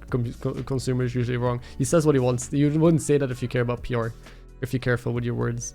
But he definitely has a philosophy and he's sticking with it for the game. I made the decision the same way the Redditor would tell me at every step, at all 1 billion steps. And their Redditor, he's lumping the entire community into one person, which is just not true, right? People have different opinions on the game. I would be that Redditor, you know what I mean? And that certainly sounds like hell to me. So I find myself second guessing myself. Because again, I'm gonna pause a lot, I'm gonna ramble a lot as well. I don't know, I like talking about this. But the thing to be careful of when you don't take any feedback and you're just doing your own thing is echo chamber, right? Is that you have your idea and that is how you think it works and that's how you're gonna go about it. And you might think it's the best way, and I think he fully believes it. And I think what I suggest usually is the best way. And everyone who suggests anything thinks is the best way, but it's only once those ideas intercept and you try the different ideas, you realize some things are actually better than others. Things that I thought were the best way to handle things turned out to be wrong, but I only know that because I either tried them or I took feedback and tried the feedback, right? I think the only thing to be careful of when he looks at it from this perspective is the idea that everything that he does is right. Which sure, a lot of it probably is. He studied, assume a lot about this and had a lot of conversations, but it's the conversations, it's the trying and the error, right? Anyway, I'm gonna stop. When I'm gonna stop. Our planned solution lines up with like something someone suggested somewhere, you know, I'm like, okay, hold up, what are we doing wrong? If Twitch chat wants to do this, surely there's a flaw I'm not seeing somewhere, you know, that kind of thing. It's like, okay. Are there any settings in development for people with visual impairments or handicaps to get in there? Accessibility stuff is really easly to get in though. Okay. So blindness, I assume that's going to be added, yeah. You're going to have to help us out with that. But yeah, we definitely want to. It's let's see. Deuces, hey man, says, hello there, game is super fun and addicting, but the major issue so far is that every patch seems to have an easily forcible meta that everyone who wanna climbs spams. How is the team gonna stop forcibility? I did a video about this as well. Closed beta will always have forcible meta simply because the card pool is not big enough and because there's only a limited amount of characters. It will always be something forcible. They kinda address it by limiting the rerolls, but still, things are forcible. And things will stay forcible until later down the line when more items are added and heroes and variety and counters and things like this. So that is just a balance issue I think that will persist. That was my take on it. Things will always be forcible for now, for the first couple of months. But I want to see what he says. Yeah, like I said, I think this is like what the zeitgeist will call it when they lose to a strong card. But if you look at like... But he seems to shove feedback like this, like, oh, people will always complain about the game. A lot of, he's answered it a couple times, it's just like, people will always complain. Look at the TFT players complaining or the Hearthstone players complaining about this, that nothing can always be correct. Sure, but there's something deeper about it, right? I just don't think that's true. I don't think it is a forcible meta. If it was, it 100% is, because I got legend off stream only because I kept spamming the same build over and over and got 10 wins with it. Like on stream I try and be flexible and play variety, and sometimes you high-roll crazy builds, most of the time not. But I wasn't climbing quickly with it. And once off stream I just played Ammo Vanessa for a bit, and then I played the pufferfish shit for a bit, and that was the easiest way ever to hit legend. And I literally force it every game it's possible. So I think Reynad plays his own game. Ren, you should know that it's forcible. True, the person complaining about forcing would be able to force and get to legend, but they can't. They can't. All the top legend players force. In the top leaderboard, all those people played when there was a broken thing that you could force. They hit the top ranks, and if you see, there's a Reddit post from Taisama, who's a top player as well, who analyzed this. A lot of the top legend players didn't move at all recently because they're camping, because playing right now is not good, not consistent, because you can't force anything. And once something is broken, they'll play again. So this is just false, right? If forcing, yeah, I don't know. I wouldn't. What I'm gonna do about forcing is encourage folks to go play a drafting game without forcing. And that's good. I think forcing shouldn't be a thing. Top rank shouldn't be able to force, but close beta right now, people will always be able to force, even with the changes that he's making. If something is broken, yeah, it's not delusional. I think this is just. I think he just looks at it from the designer perspective. The thing is, perspectives are important, right? I didn't know about a lot of things either. I'm a content creator. I have a different perspective. I play this game more than other people. It's my job. His job is making the game enjoyable and fun, and like the back end. And then their top ranked players have a different perspective. The casuals have a different perspective. I think it's just about, like he said, he doesn't interact much with the community. He doesn't value it, and that's probably why he doesn't know some of these things, right? The forcing thing, by the way, really upsets me. Just like with the blockchain thing, right? This is one thing where people put a lot of words in my mouth. They claim that, oh, Andre said that you can't force in the Bazaar. They want a game where you can't force anything. Again, I think I think the game will not be forcible in the long term. I think it will be the kind of game that he wants it to be, just not right now. That claim or promise, that's not ever been the goal. The goal is to make a game where forcing is the least competitive strategy, or one of the least. Which is currently not the case. You can't just get rid of all forcing, because that's getting rid of all player agency. That's just a slot machine. That's what a drafting game with no forcing is. It's a slot machine. And so... Which is also not necessarily true, because there is skill to... like EV is also a poker term, as some games use it. It's... what's this stand for again? The highest EV play. Expected value. Like, there's odds, right? You play for your odds, and you make decisions based on what you think has the better outcome. And usually, even if stuff is seemingly random, the items you get, better players will outperform bad players over the long run. So I don't think it will ever be true RNG, even if there's even more randomness introduced, because of the analyzing people can do and like figuring out combos and what has higher EV plays. Like, yes, we will give you control of your draft to some degree. And you will lose to other players who controlled their draft better than you. Yeah. And you will call it forcing pufferfish.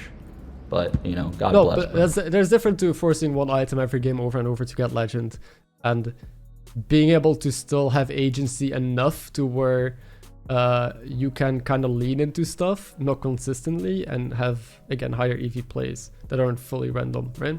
There's definitely a middle of the road that's good. I think it's just hard to hit, and I think it's super hard to get that from a design perspective. But I think saying it, there's no, I don't know. I think it's I can't. Just one perspective that is very outside of the game.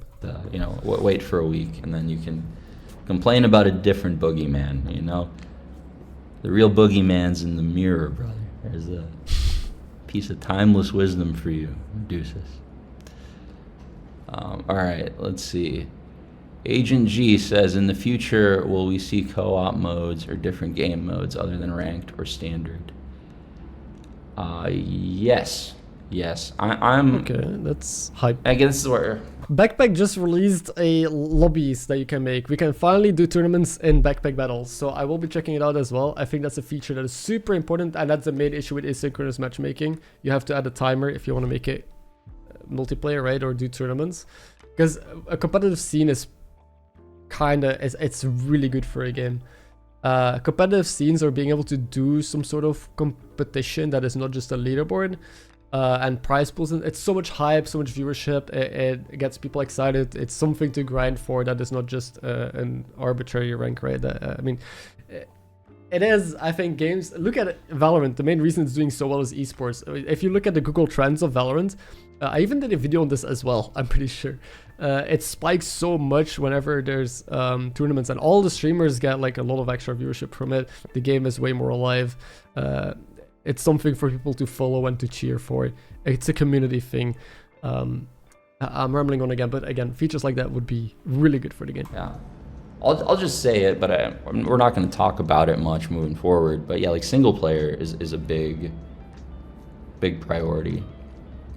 I think there's a lot of players that love our characters and they love the world of the Bazaar, but they don't. I'm pausing too much, I know, but from what he says, it seems like he wants it to be mostly a casual mobile game. Everything that he said so far makes it seem like he caters mostly towards the majority of players that play this casually single player on their phone when they're on the toilet taking a shit, right? That's what most of these changes and these assumptions cater towards, because they don't know what's best for the game. They don't care about the competition. Monetization, they're gonna complain about the stuff that, like, which is usually again the majority of people, but right now that's not the case. With the closed beta right now, it's all of the tryhards playing it. Gaming is so hard, man. If you cannot please everyone, what kind of game do you want to make? How do you please both? I think you can please both. I think you can have a solo player mode. Like, I think Hearthstone does it kind of well. A mode for people that just want to casually play it on their phone, sure. And I think you can also cater towards the more competitive people. I think it is possible. It's not going to be easy, but there has to be a way to do it, right? And if there is a way, I think he can figure it out.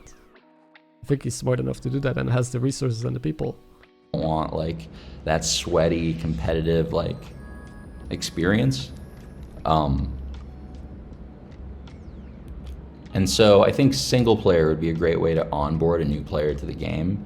And then once they're ready, they could venture out of that sandbox and go, draft against players instead of NPCs. Just purely. So like a purely PvE mode is really exciting to me.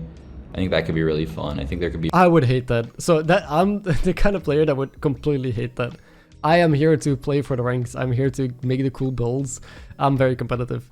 So that would, if it would just, the game would be revolved around that, I would not even enjoy playing it much. Which is why I don't like Slay the Spire that much. I played a bit of Slay the Spire, but I don't play it simply because I feel like there's less to grind for, or like less payoff. If that makes sense. But it's a fun game, but I cannot play it for long. Be a really big market for like a high production, free roguelike on every device. Yeah, he's thinking about the market, really about like so that's a mode. Yeah, but yeah, co-op stuff's interesting. Ways to play with your friends in general is interesting. Tooling and modes that let esports flourish. Let people host like weekly tournaments. That's really interesting. Thank you.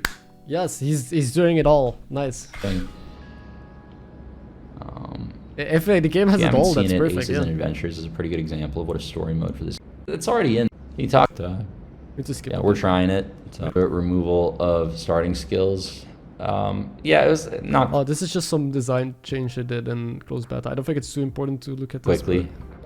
It was a long meeting, but yeah, we're trying it. So we'll see. Yeah, it seems like they're just trying stuff in closed beta. I'm fine with this. I don't think we need to discuss how it goes. To bring him back, it's silver. Attached to the way things, whatever that path, a lot of stuff, all the time. Let's see, would you consider an extra month of early access? The game is great and functions almost perfectly, surprisingly less bugs than one would expect, but maybe another month. Yeah, I mean, we already announced that. Yeah, we're not going into open beta this month. That'll be later. Yeah. Once the game is stable and everything. I just wonder if they're gonna do 2 months of open beta then. I hope it's only 1 month and then full release, but again, I don't know.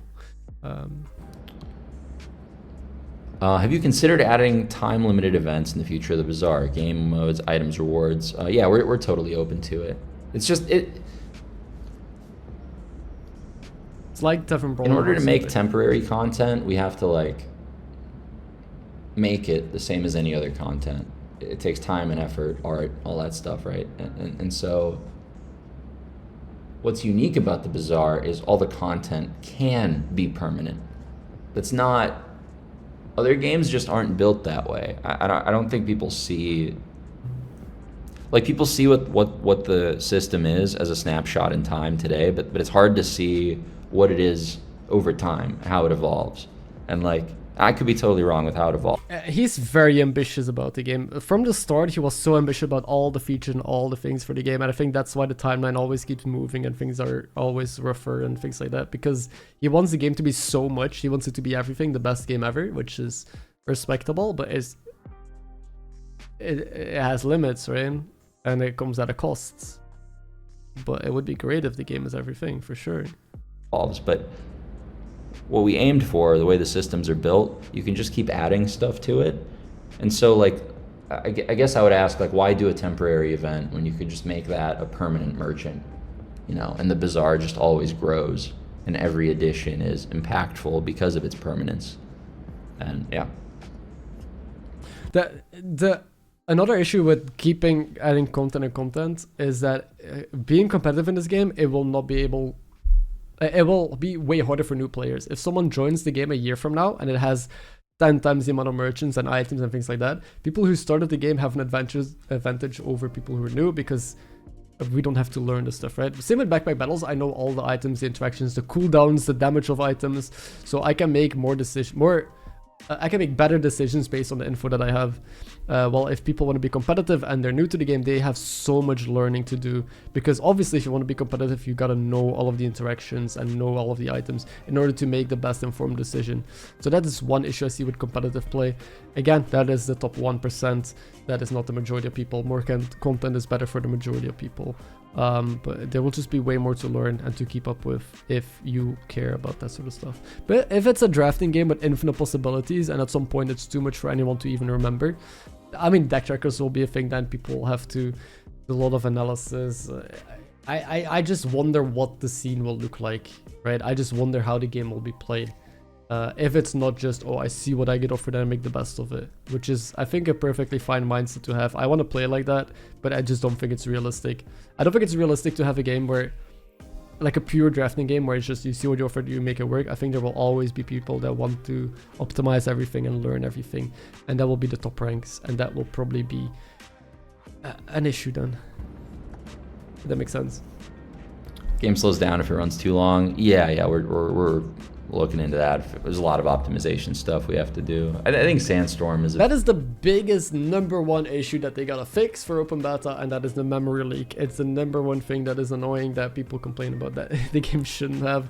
Every game you need to restart and reset, and have a good PC. Yeah, that's a bit top priority. Makes me so addicted. A lot of people are addicted. It's a good game, man. Many people are addicted. Whenever anything is broken or servers go down, everyone's complaining and crying about it. That means people are heavily invested. It's a good sign. I think this game will do well. It's he made a good game. A lot of people are very addicted to it. So that's why. Also, that's why I'm making this. I deeply care about the future of it. First of all, because right now it's kind of my job already, and because I'm heavily invested in it. But yeah, a lot of people care a lot. The big culprit. Every damage tick is like separately instantiated right now, and yeah, don't go to sparring partner.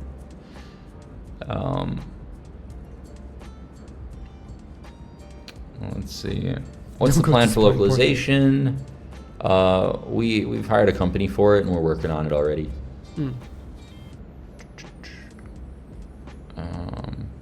But yeah, the Bazaar is meant to be a global game for everybody. You know, I really want to localize it in all languages, put it everywhere. It's in video ideas, building team. Maybe we'll do a Atlas. Also like barking a lot. The team absolutely. Passives in yet where they can like, that's coming. We had it in the past and it'll. I just wanted to answer more questions. Let's see. Yo, thank you for the resub. for 2 months. Love the backpack content, love the Bazaar even more. So here's my Prime. Thank you, man. Welcome back.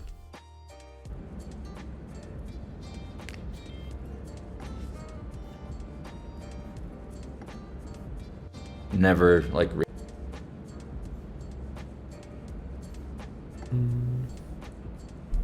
Is the team hiring? Yes, but never like reactively. We just can't put job listings up, right? We'll get 10,000 applicants. Honestly, I just feel can't. like if I could be a part-time designer, I am so... So thinking about design in this game, or any game, even with Hearthstone, I was thinking about it so much, and 3D crafting. I think it's such a cool idea, but I like content creating a bit too much. I wish I could do both. I like maybe design for a couple hours a day, but I don't think that's realistic, right? Just imagine. Sort through them. All but 5 of those 1,000 applicants will not, not have the prerequisites we listed. And so lots of ideas. I have ADHD. My brain doesn't stop, of course. When we recruit, yeah, we basically are chasing people. Yeah, it's staffing up a little bit lately. But it's all like. Also, it would be conflict of interest, right? I don't think a designer can be a content creator for this game. At least I know, like for example, Gia was a content creator, was like a caster as well. I knew Gia a bit from Hearthstone. She became a designer, right? Same with Korra, and I think they had to like refrain from putting out certain content. I'm not sure. Or Alkali as well told me that a lot of content creators that made Hearthstone content actually turned into designers, but all of them kind of stepped away from social media. I think she even said explicitly that she had to refrain from certain things because of conflict of interest. That would make me not do it, right? Of PvE game mode in Bazaar. Yeah, that could be cool with like interactions you gotta beat. Or like in Hearthstone, the adventures, or like that could be cool. Could be good content as well if they're really hard to try and beat them. I mean, everyone like codes or they draw or they're me, we have a couple designers, a couple producers, and that's it. And there's not like a managerial structure. There's not like a lot of entry level roles. It's, everyone's a senior at least in their discipline basically. And I also have never studied anything like this, so I would just go off my years of gaming expertise, right? And analyzing patch notes for Hearthstone backpack and now Bazaar. Very good qualifications. That's kind of how we have to keep it right now. It's just one thing I've come to firmly believe is that you can't make a good game, or you can't make an exceptional game if the team is too big. Like if you have like a 400 person team, I couldn't even imagine how you make. Yeah, this is more business stuff, right? I'm gonna. Because it's like staffing. Say. I think it's interesting. I like this sort of stuff. I would love to listen to it, but I don't think it makes for good content, or most people care about this. Again, that's zero marketing. That's zero. Anyway, any plans to change having a full inventory and picking chocolates but not getting any result? This is, I think, a bug or what? Probably not. In theory, it's like a skill issue, right? And it shouldn't matter when triggers off of fishing on. Okay. They're keeping like half of their. Yeah, basically, I think people are getting spawn-based trauma, and it's changing the way they play in the long run in a damaging way. So, yeah. You can like buy it then. If things are skill issues, I mean, it is what it is. It shouldn't be addressed. But there's quality of life stuff, like for example the gumballs, and I think he said somewhere in a stream that they're gonna give you an option to buy more gumballs or make it better or something like that. Content for a decent player to get better. I just play a lot, I would say. I don't know. I would be dead. Heat Story Cup, Ukrainian League. We go through this. Happened, but carries me out of there. Those with one arm over his shoulder or something. He's yeah, it was a different time, but yeah.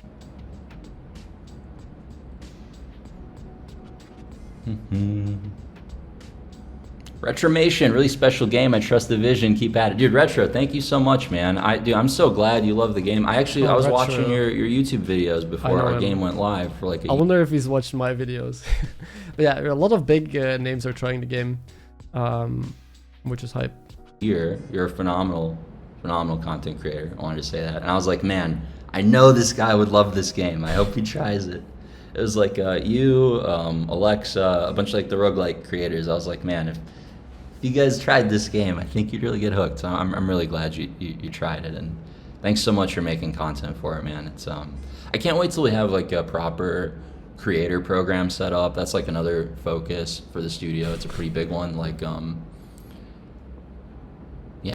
Let's skip a bit. Mine's been playing this week. That's been awesome. Yeah, I think Retromation helped get him. Like, yeah. But that's a good thing. He was a content creator himself, so he knows how to make the game good for content creators. He knows how to make it look good, make sure there's a place for my camera to be put and my chat. He knows how to make it visually more appealing. So that's one nice thing that I think Backpack Battles doesn't have. It is not optimized for content whatsoever. Will you stream yourself playing? Actually, that is not true. Backpack has so many features that makes content for it easy. The only issue is that the camera I cannot put anywhere, for example, or it's not made by people who know content creation, right? So there's some flaws, but it has a lot of tools. Time to time. Man, I'm so shy about playing. Like, I don't know. I actually didn't play a single game on the live server since the closed beta has opened. Wait, but then how do you know what forcing is not... Wait, okay, the things make sense now. He hasn't played a single game yet, but he says forcing is not possible in the highest ranks. It's not the best way to play. Or it's a skill issue. Or I think you should play the game, and then you also know how annoying it is to face the same matchup 5 times in a row and lose to it because there's no good counter to it yet. This makes sense. Opened, but I was playing a little bit on the staging server against your ghosts. So like I'm playing against you guys, but you're not playing against me. All right. I never lose. All right, prove me wrong. But yeah, it's been fun. Okay, he played a bit. I don't know. I'm shy about playing it for some reason. Wait, he played okay, he plays on different servers? What? If I get it correctly? I should though, I don't know why. I think you should, yeah. You should play your own game to see if it plays like you want it to play, right? It's the best way to get feedback if you don't want to take it from the community. Take it from yourself by playing the game a lot, right? I guess, I don't know if he has time, but I would love to play a game if I make it. But yeah, Retromation is... We're at... where were we on these questions? It was... Oh, I gotta scroll up a bit. I don't think he'll get to my question.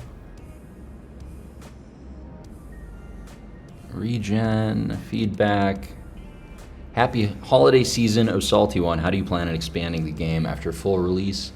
The game will fall into a seasonal cadence where there will be a ladder reset and a new season pretty often. When there's a new season, there's a new chest.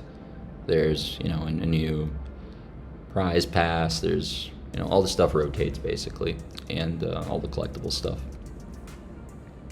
So it's and yeah, that's when we'll be introducing new content. And he talked also about like a lot of patches quickly, like and a lot of active balance changing almost weekly or bi-weekly or something like that. And for the most part, some seasons will be themed around a new hero that's coming out. So that'll be like the big content that month. But you've talked about this before in the small things often and big things slower. Heroes are going to be like the biggest content drops basically. Besides new modes and stuff, if that comes online. So currently, as a new player, you're defaulted to Vanessa. Will we be able to choose our star for that? If a new player were to choose out of benefit, it'll be Vanessa and discounted. So you can sort of pick the order. You know, you should be able to play one hero. Background, do you face any challenges while designing and balancing a game for both competitive and casual audiences? Oh, this is something we talked about. Kind of, yeah. The difference between casual and competitive audiences. Again, I think there's a way to do both. Because the things that you do for competitive audiences don't necessarily affect the casuals who notice the changes less, right?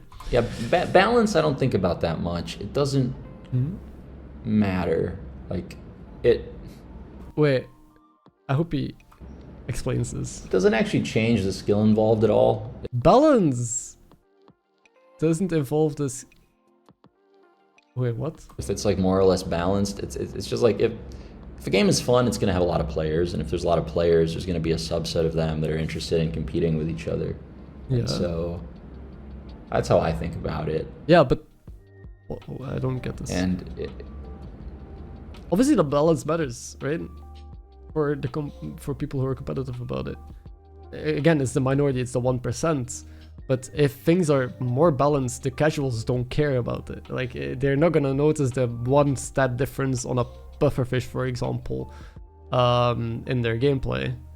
If it's more balanced, if it's less balanced, it's not really going to impact the number of players. No, okay, he's just thinking about, the number of players, the casuals mainly. The thing that impacts that is how fun it is.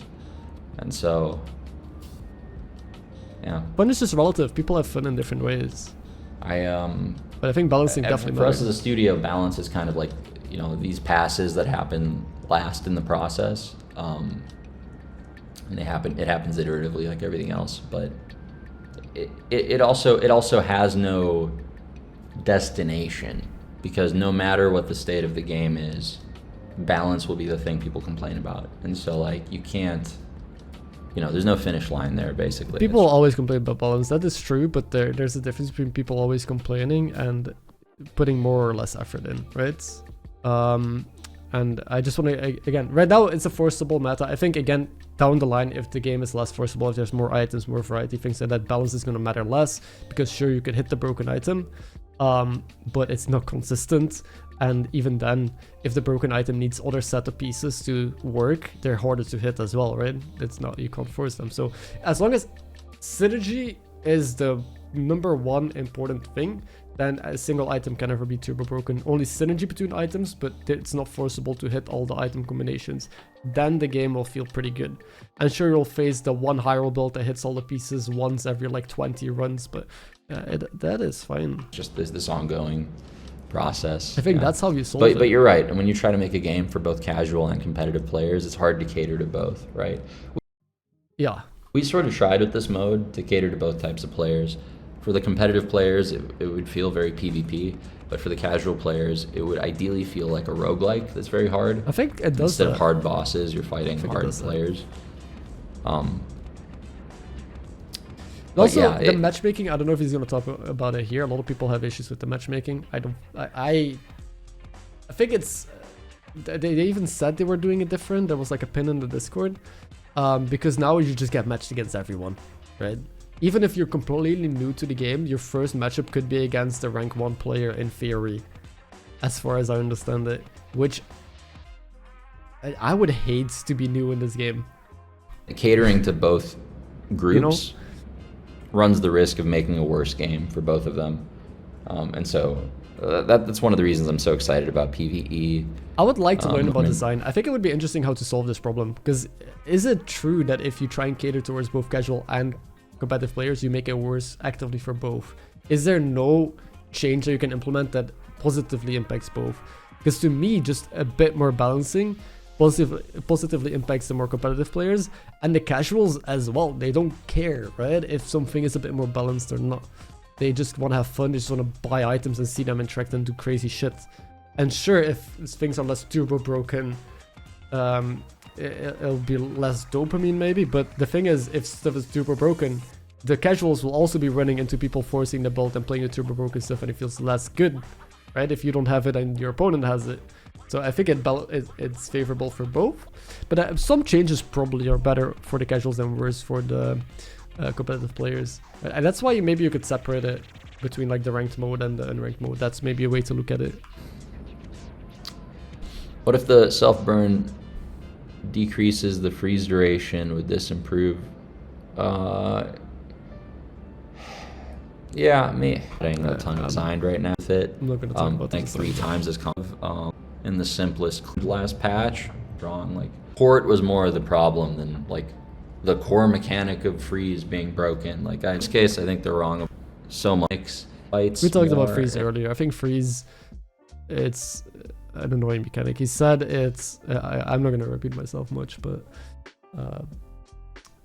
yeah. And so I was just so much good about what it does. But then when you lose to it, you feel bad about it, right? Like, because he basically said it feels bad to lose against anything, but that is not true. There's stuff that feels worse to lose against than others if you feel like you have less agency or less counterplay, right? Like freeze, currently you just have the skill, you have the dually items, and you have the enchantment, which none of that, like the skills or the enchantment is super hard to get. The one skill is a monster skill, and you gotta play dually to get the one scarf item, right? While other things like burst, you can play around better if you go max HP, you can pick the relax option. Most other things you can counter to some degree. The less agency, the worse it feels to lose against. That's basically the point, right? Unranked players tend to be just as competitive, sometimes even more so, because they get to roll starts. Yeah, they just restart if they... we talked about this earlier as well. People just restart on day one if they don't have their perfect start. Because unrated, you're just incentivized to get 10 wins and nothing else.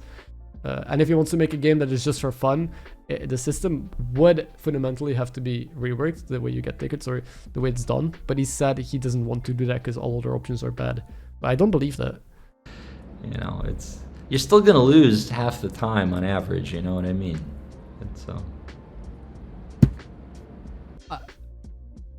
Yeah, but that doesn't make it feel less bad to lose against certain things than other things. To lose 50% of the time. I'm fine with losing to crazy dually balls with nice synergies or a rare item and things like that. That's cool to lose to because sometimes you're on the other end. I wanted to say it's really cool to see you. The game is a ton of fun. Support Winbot. How does it feel to finally see the game you worked on for so much time? But I need to. I've been rambling too much. I'm sorry. Some of these I've already gotten through. Localization, big fan of ends. As beta started. Necris says, what has been the biggest change of your design philosophy that's changed since the closed beta started? Nothing about the design philosophy has changed since the closed beta started. It's okay. It's been 1 month. I think his design philosophy, I don't know if it will change, but I think some ways that he thinks about the game will change after open or full release, when actually all the players are playing, right? And it's up and running, because then there's more stakes, right? You see more the numbers of the game. You're more invested into its long-term health and making decisions towards that. While right now it's still very much just in the startup phase, so the initial idea that he has is the one that he employs, right? We're just sort of developing it the way we've been developing it. I think the way he's doing it is fine. I think he could stick around with this works, for a while. The game gets better very quickly. I think we prioritize the right things. So yeah, we haven't had like a big 180 or anything that I can think of. I do appreciate how open, even if like this things he says is his opinion, like, and a lot of people might not agree with it, at least he's open with his design philosophy and how the game is handled. A lot of people don't do this. A lot of creators of their game are not this transparent, probably because of backlash, but he clearly doesn't care what anyone has to say about anything. He just shares what the info is, that like the actual how he goes about things, which is good, and we get the insight and we get to comment on it, but that's probably not changing anything. And at least I'm happy that we get this feedback, right? I think the strongest strategies get found pretty quickly, but then like the dozen strategies that counter them often don't get discovered right after. By the time they would, the next patch comes in. So I don't really think so. The strongest strategy is usually because something is turbo broken and there's no counterplay. The only counterplay will always be insta freeze and full freeze, right? But for fish, you would need to high roll a giga burst bolt, but it's super hard. I tried it. If you look at top ranked players as well, it's always more consistent to force the broken bolt and try and force a counter so far. Again, that is because it's closed beta and the item variety isn't there. Yeah, I don't know. Countering will always be a thing, but sometimes it's just less consistent. Design. If the countering is just less consistent than just doing the broken thing, people are not going to do the counter. Philosophy changes though. Let's see. Fangus96 says, 2 questions. Where does your inspiration come from in developing character design? Do mechanics come first in the process? And I'm not going to really go in depth on this. world building. Because it's just his philosophy behind how he designs characters. But I'm more interested about the future of the game. Best version of our game. And like a reasoning behind things that affect me more. So yeah, usually the mechanics come first. Some it's implemented and still work. And you just happen to variety. I think our game needs to add new heroes from what the eager to move forward on that. Yeah. Was balancing a game like this easier or harder than you expected? What was one example that surprised you? No, it's been about as hard. It's yeah, it's hard just because of the volume of content. There's just so much stuff you can change, to basically be like, but man, I'm working up to it. This one is a little bit genius, so I am. No HP says Icy Enchantment. Why? We went over Icy. I like how freeze works. Some of the timing. I want this to succeed. What is your plan to monetize? Don't worry about it. We've also How often are you looking to launch new content once the game all of this is addressed in I have another Q&A on the channel. I'm not gonna launches very often. Go over this. Shinzo Abe says, Knife Juggler still haunts my dreams. Why must you punish my psyche further with Harpoon? Yeah, extra damage to monsters, and it was like the last. When the counter build is still solid, you do just play that. Yeah, but usually it's not. That's the issue. Counter builds were harder to pull off to beat Pufferfish than just forcing Puffer. The consistency wise, like again EV wise, expected value wise, it's easier to force Puffer. On average, you're getting more wins out of that than trying to get the counter build. And people play towards their odds, right? So you play towards what's gets you the most wins and is easiest and most consistent to pull off. And sure, sometimes you get the great counter to Puffer and people are going to say, you can counter Puffer, look, I did it. Yeah, do it again and again and again. That's the thing. Backpack with chat when they add custom lobbies. I'll do it soon. In the near future. I want to check out Backpack again. Yeah. Last thing, and we've had a bunch of effects on it over the years, but destroy an item really feels right. Once it has its own like visual effect that really like destroys that item, that's the dream. So I don't know. Destroy is also one of those things. It's going to be tilting to lose to for sure. Hello, considering the fact a new monster was added last doors for field during those 2 days. I've played some of that as well. Yeah, but it still loses to other matchups. Puffer was better against like force field doors is good, but it doesn't. Puffer still had more better matchups. Force field doors had good matchups as well, and was really good against Puffer. But also the setup was harder. Like with Puffer's day one, you start winning. You would literally win everything already. Force field needed more things to make work. It was a little less consistent. But yeah, I have videos on it. I play this game a lot. I played this game full time. It is just, there's always other good builds as well, but it's about averages. Sure, that build can perform well and it can counter, but it still didn't outperform the consistency and how easy Puffer was. This is all just balancing stuff. Again, this is just closed beta stuff. This will probably phase out in the future, so I'm not too worried about it. Only right now I'm worried about it because I'm still playing daily. Patch. How many other monsters are in the making, and could you share some info of what ideas you currently have? More content. Monster run. We haven't low value out for sure. Day responsibilities as CEO changed with the launch of beta and new data feedback coming from it. Did you jump in and do more in game direction and balancing, or keep focused? This is about the business. There's a lot of who are interested in funding a game that's already built, you know? That's it's like now that it's made, like we don't need the money, you know. It's like fundraising is so paradoxical. It's like I don't know. But yeah, we're not gonna. Yeah, my focus is just on the game. I'm not. We have a good year of plans to keep us very busy, and I just want to make sure those move forward smoothly and we can get it on phones. And I don't know, I already did that one. Is the current implementation of ranked ladder how you envision it working in full release? Nope, it's placeholder prize. Yeah, Hool GR says, have you considered having player fights act like monster ones and offer you an item and skill from their run as a prize. Yeah, I really wanted to do player looting for quite a long time. We had player loot. But that is, dude, that is even worse if there's a meta.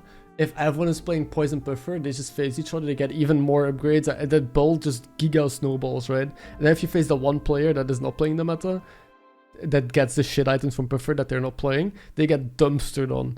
So this would just like extrapolate the problem of forcing right now and of high rolling certain builds. I think it would be better if everything is flexible. But that's just, it would help make the game more high rolling because people obviously just want the strongest items and the best skills and things like that. So you would get way more good quality loot. It would be interesting to see, but I don't know if it is going to create more problems or less. We were floating the idea of looting the player long before we were looting the monsters. And there's some issues with it. Like, there's this idea, like, in a hero-based game where you want the heroes to feel different and to play different. And we've gone through great lengths to make that happen. Like, we've multiplied the amount of content we have to make by 6 to accommodate 6 heroes. So everyone can draft from a different card pool instead of the same card pool. Like, that's the kind of thing you have to do to make heroes feel different. And maybe it could work in the future. But some of the colors do stuff that I'm just it's drafting from it. Ahead.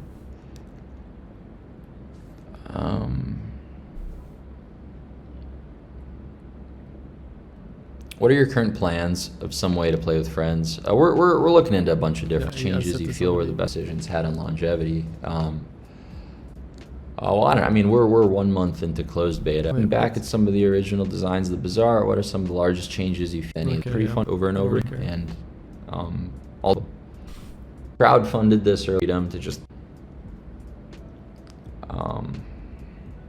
let's see.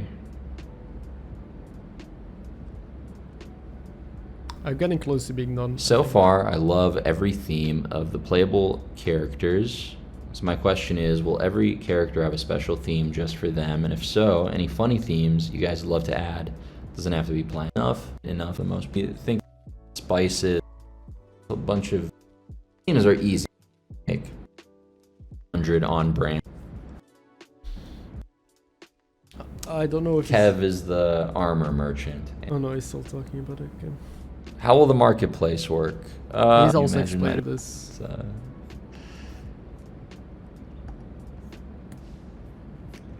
You're closer to the camera. It's more intimate now. Well, XT, you've inspired me to so much. I've been growing out my own hair for the last 2 years. That's good, man. If we're not supposed to have it, why does it keep growing, you know? Everyone thinks they know better than God when they tell me to shave. Cheese Grater says, will the cosmetics from Beta Chest be beta exclusive? Yes and no. They are beta exclusive in that during the beta is the only time new ones are being opened. Once season 1 starts, and that's kind of what the marketplace is for, so that every and you could sell duplicates. Well, once they're out, we were doing that before the closed beta launch, but not after. So I got through my list of 50 questions here. I'm sorry for not lucky. My question was not here. Answering all of them. Basically, my question was, what are the plans for future events or esports or like community-driven things that like are ideas for long term? I think he a little bit answered the esports things. He just said he wants to implement the features for it. And with events, I mean, we know the update schedule and stuff like that, but community-driven things, he said he doesn't like interacting with the community too much. I just kind of have to like guess what the answer would have been to that question, because I think I mean, that's important to me. It's good to have a very lively community and to have host events and to have these special things, and right now it seems like it might just be hero releases and stuff like that, right? Nathan, what's up? What's your hot takes? Did I miss? I'll do a recap at the end. I'm almost done with the entire thing, but there's a lot in this one, mainly about the philosophy of how he looks at things, which I think is interesting because obviously it will affect how the game will be balanced, right? In chat, How are you doing? Couldn't read and talk at the same time. Like, wait, let me ask you this, Saisama. Do you think the game is forceable? At high ranks, what do you think is the most viable strategy to climb? Because you're top 10, right? And you've also done the post about like analyzing ranks and people. Do you think you'll ever add another enchantment type? Yeah, definitely. We already have enchantment types slated. They just require more tech. Feeling with all getting like overly defensive about the thing, you know? It's like, yeah, it's the monetization stuff. Yeah, mostly because of like, you know, nobody ever. Let's talk about monetization again. So, okay, I'll do the recap. He's done with questions. He's now just answering chats. I think it'll just be a lot of repeat questions, like we've had a couple already. But so recap. He hasn't played the game himself much, and from like he basically takes his feedback from a lot of outcry of people and says this is just all not valid, and he chooses to not look at that, which to some degree is correct, but to another degree it makes him think that things in highest ranks, the best way to play is flexibility. It's not burning, because he said duly burn. It's not forcing stuff. If people don't enjoy the casual mode, they should just not play it. They should look for a different game, which I think is also an... I don't know, I don't get that take. There's solutions. Sure, if other people haven't suggested the proper ones yet, there has to be one. You have designers, right? You can try different stuff. It's closed beta still. It seems like some ideas he has made up his mind about, and so he disconnects from the current feedback he gets because some of it is bad. And he doesn't like talking about monetization a lot or discussing that either, because people always see it as a bad thing, which I also don't think necessarily is true. It would just be interesting if he would do a Q&A with and have people on, I guess. Or like maybe what if he plays, like if he streams the game himself for a couple hours. I would like to see what his experience is like playing it, and for example Puffer meta, how he would feel just facing Puffer over and over, or not being able to get like only 4 wins trying to make something interesting happen, right? Which is what I do for content all the time, and then when I want to climb I force the strong build. It would be interesting to see him go through that process, and then maybe interview like creators like you, who is like top ranked, who spends a lot of time thinking about the game, writing posts. I see you do discussions a lot as well. I like discussing it, but I don't know, I have the content creator perspective, right? Which I don't know how valuable that necessarily is. I mean, it's free promotion. Content creation is basically free promotion they get for the game, right? So to some degree it should be valuable. But he clearly focuses mostly, from all of his answers, on the majority of the player base, which is the casuals that want the PvE stuff, that want to just have a nice experience, play on their phone. That's who they seem to cater towards, for the most part. But they want to apply, or they want to have features for esports, they want to have social features. The way they want to balance stuff seems fine to me. It's different from other games where you just want to do a lot and just try and get most of it right. Things will be wrong and broken, but that's okay. So I think it'll just be interesting to see all of this play out. I want to know how his thinking is, and I will end it here. This recording is 2 hours. I planned on making this a YouTube video. I think I still will, but Jesus Christ, I yapped a lot. But I hope it was enjoyable for those that watch this later on YouTube.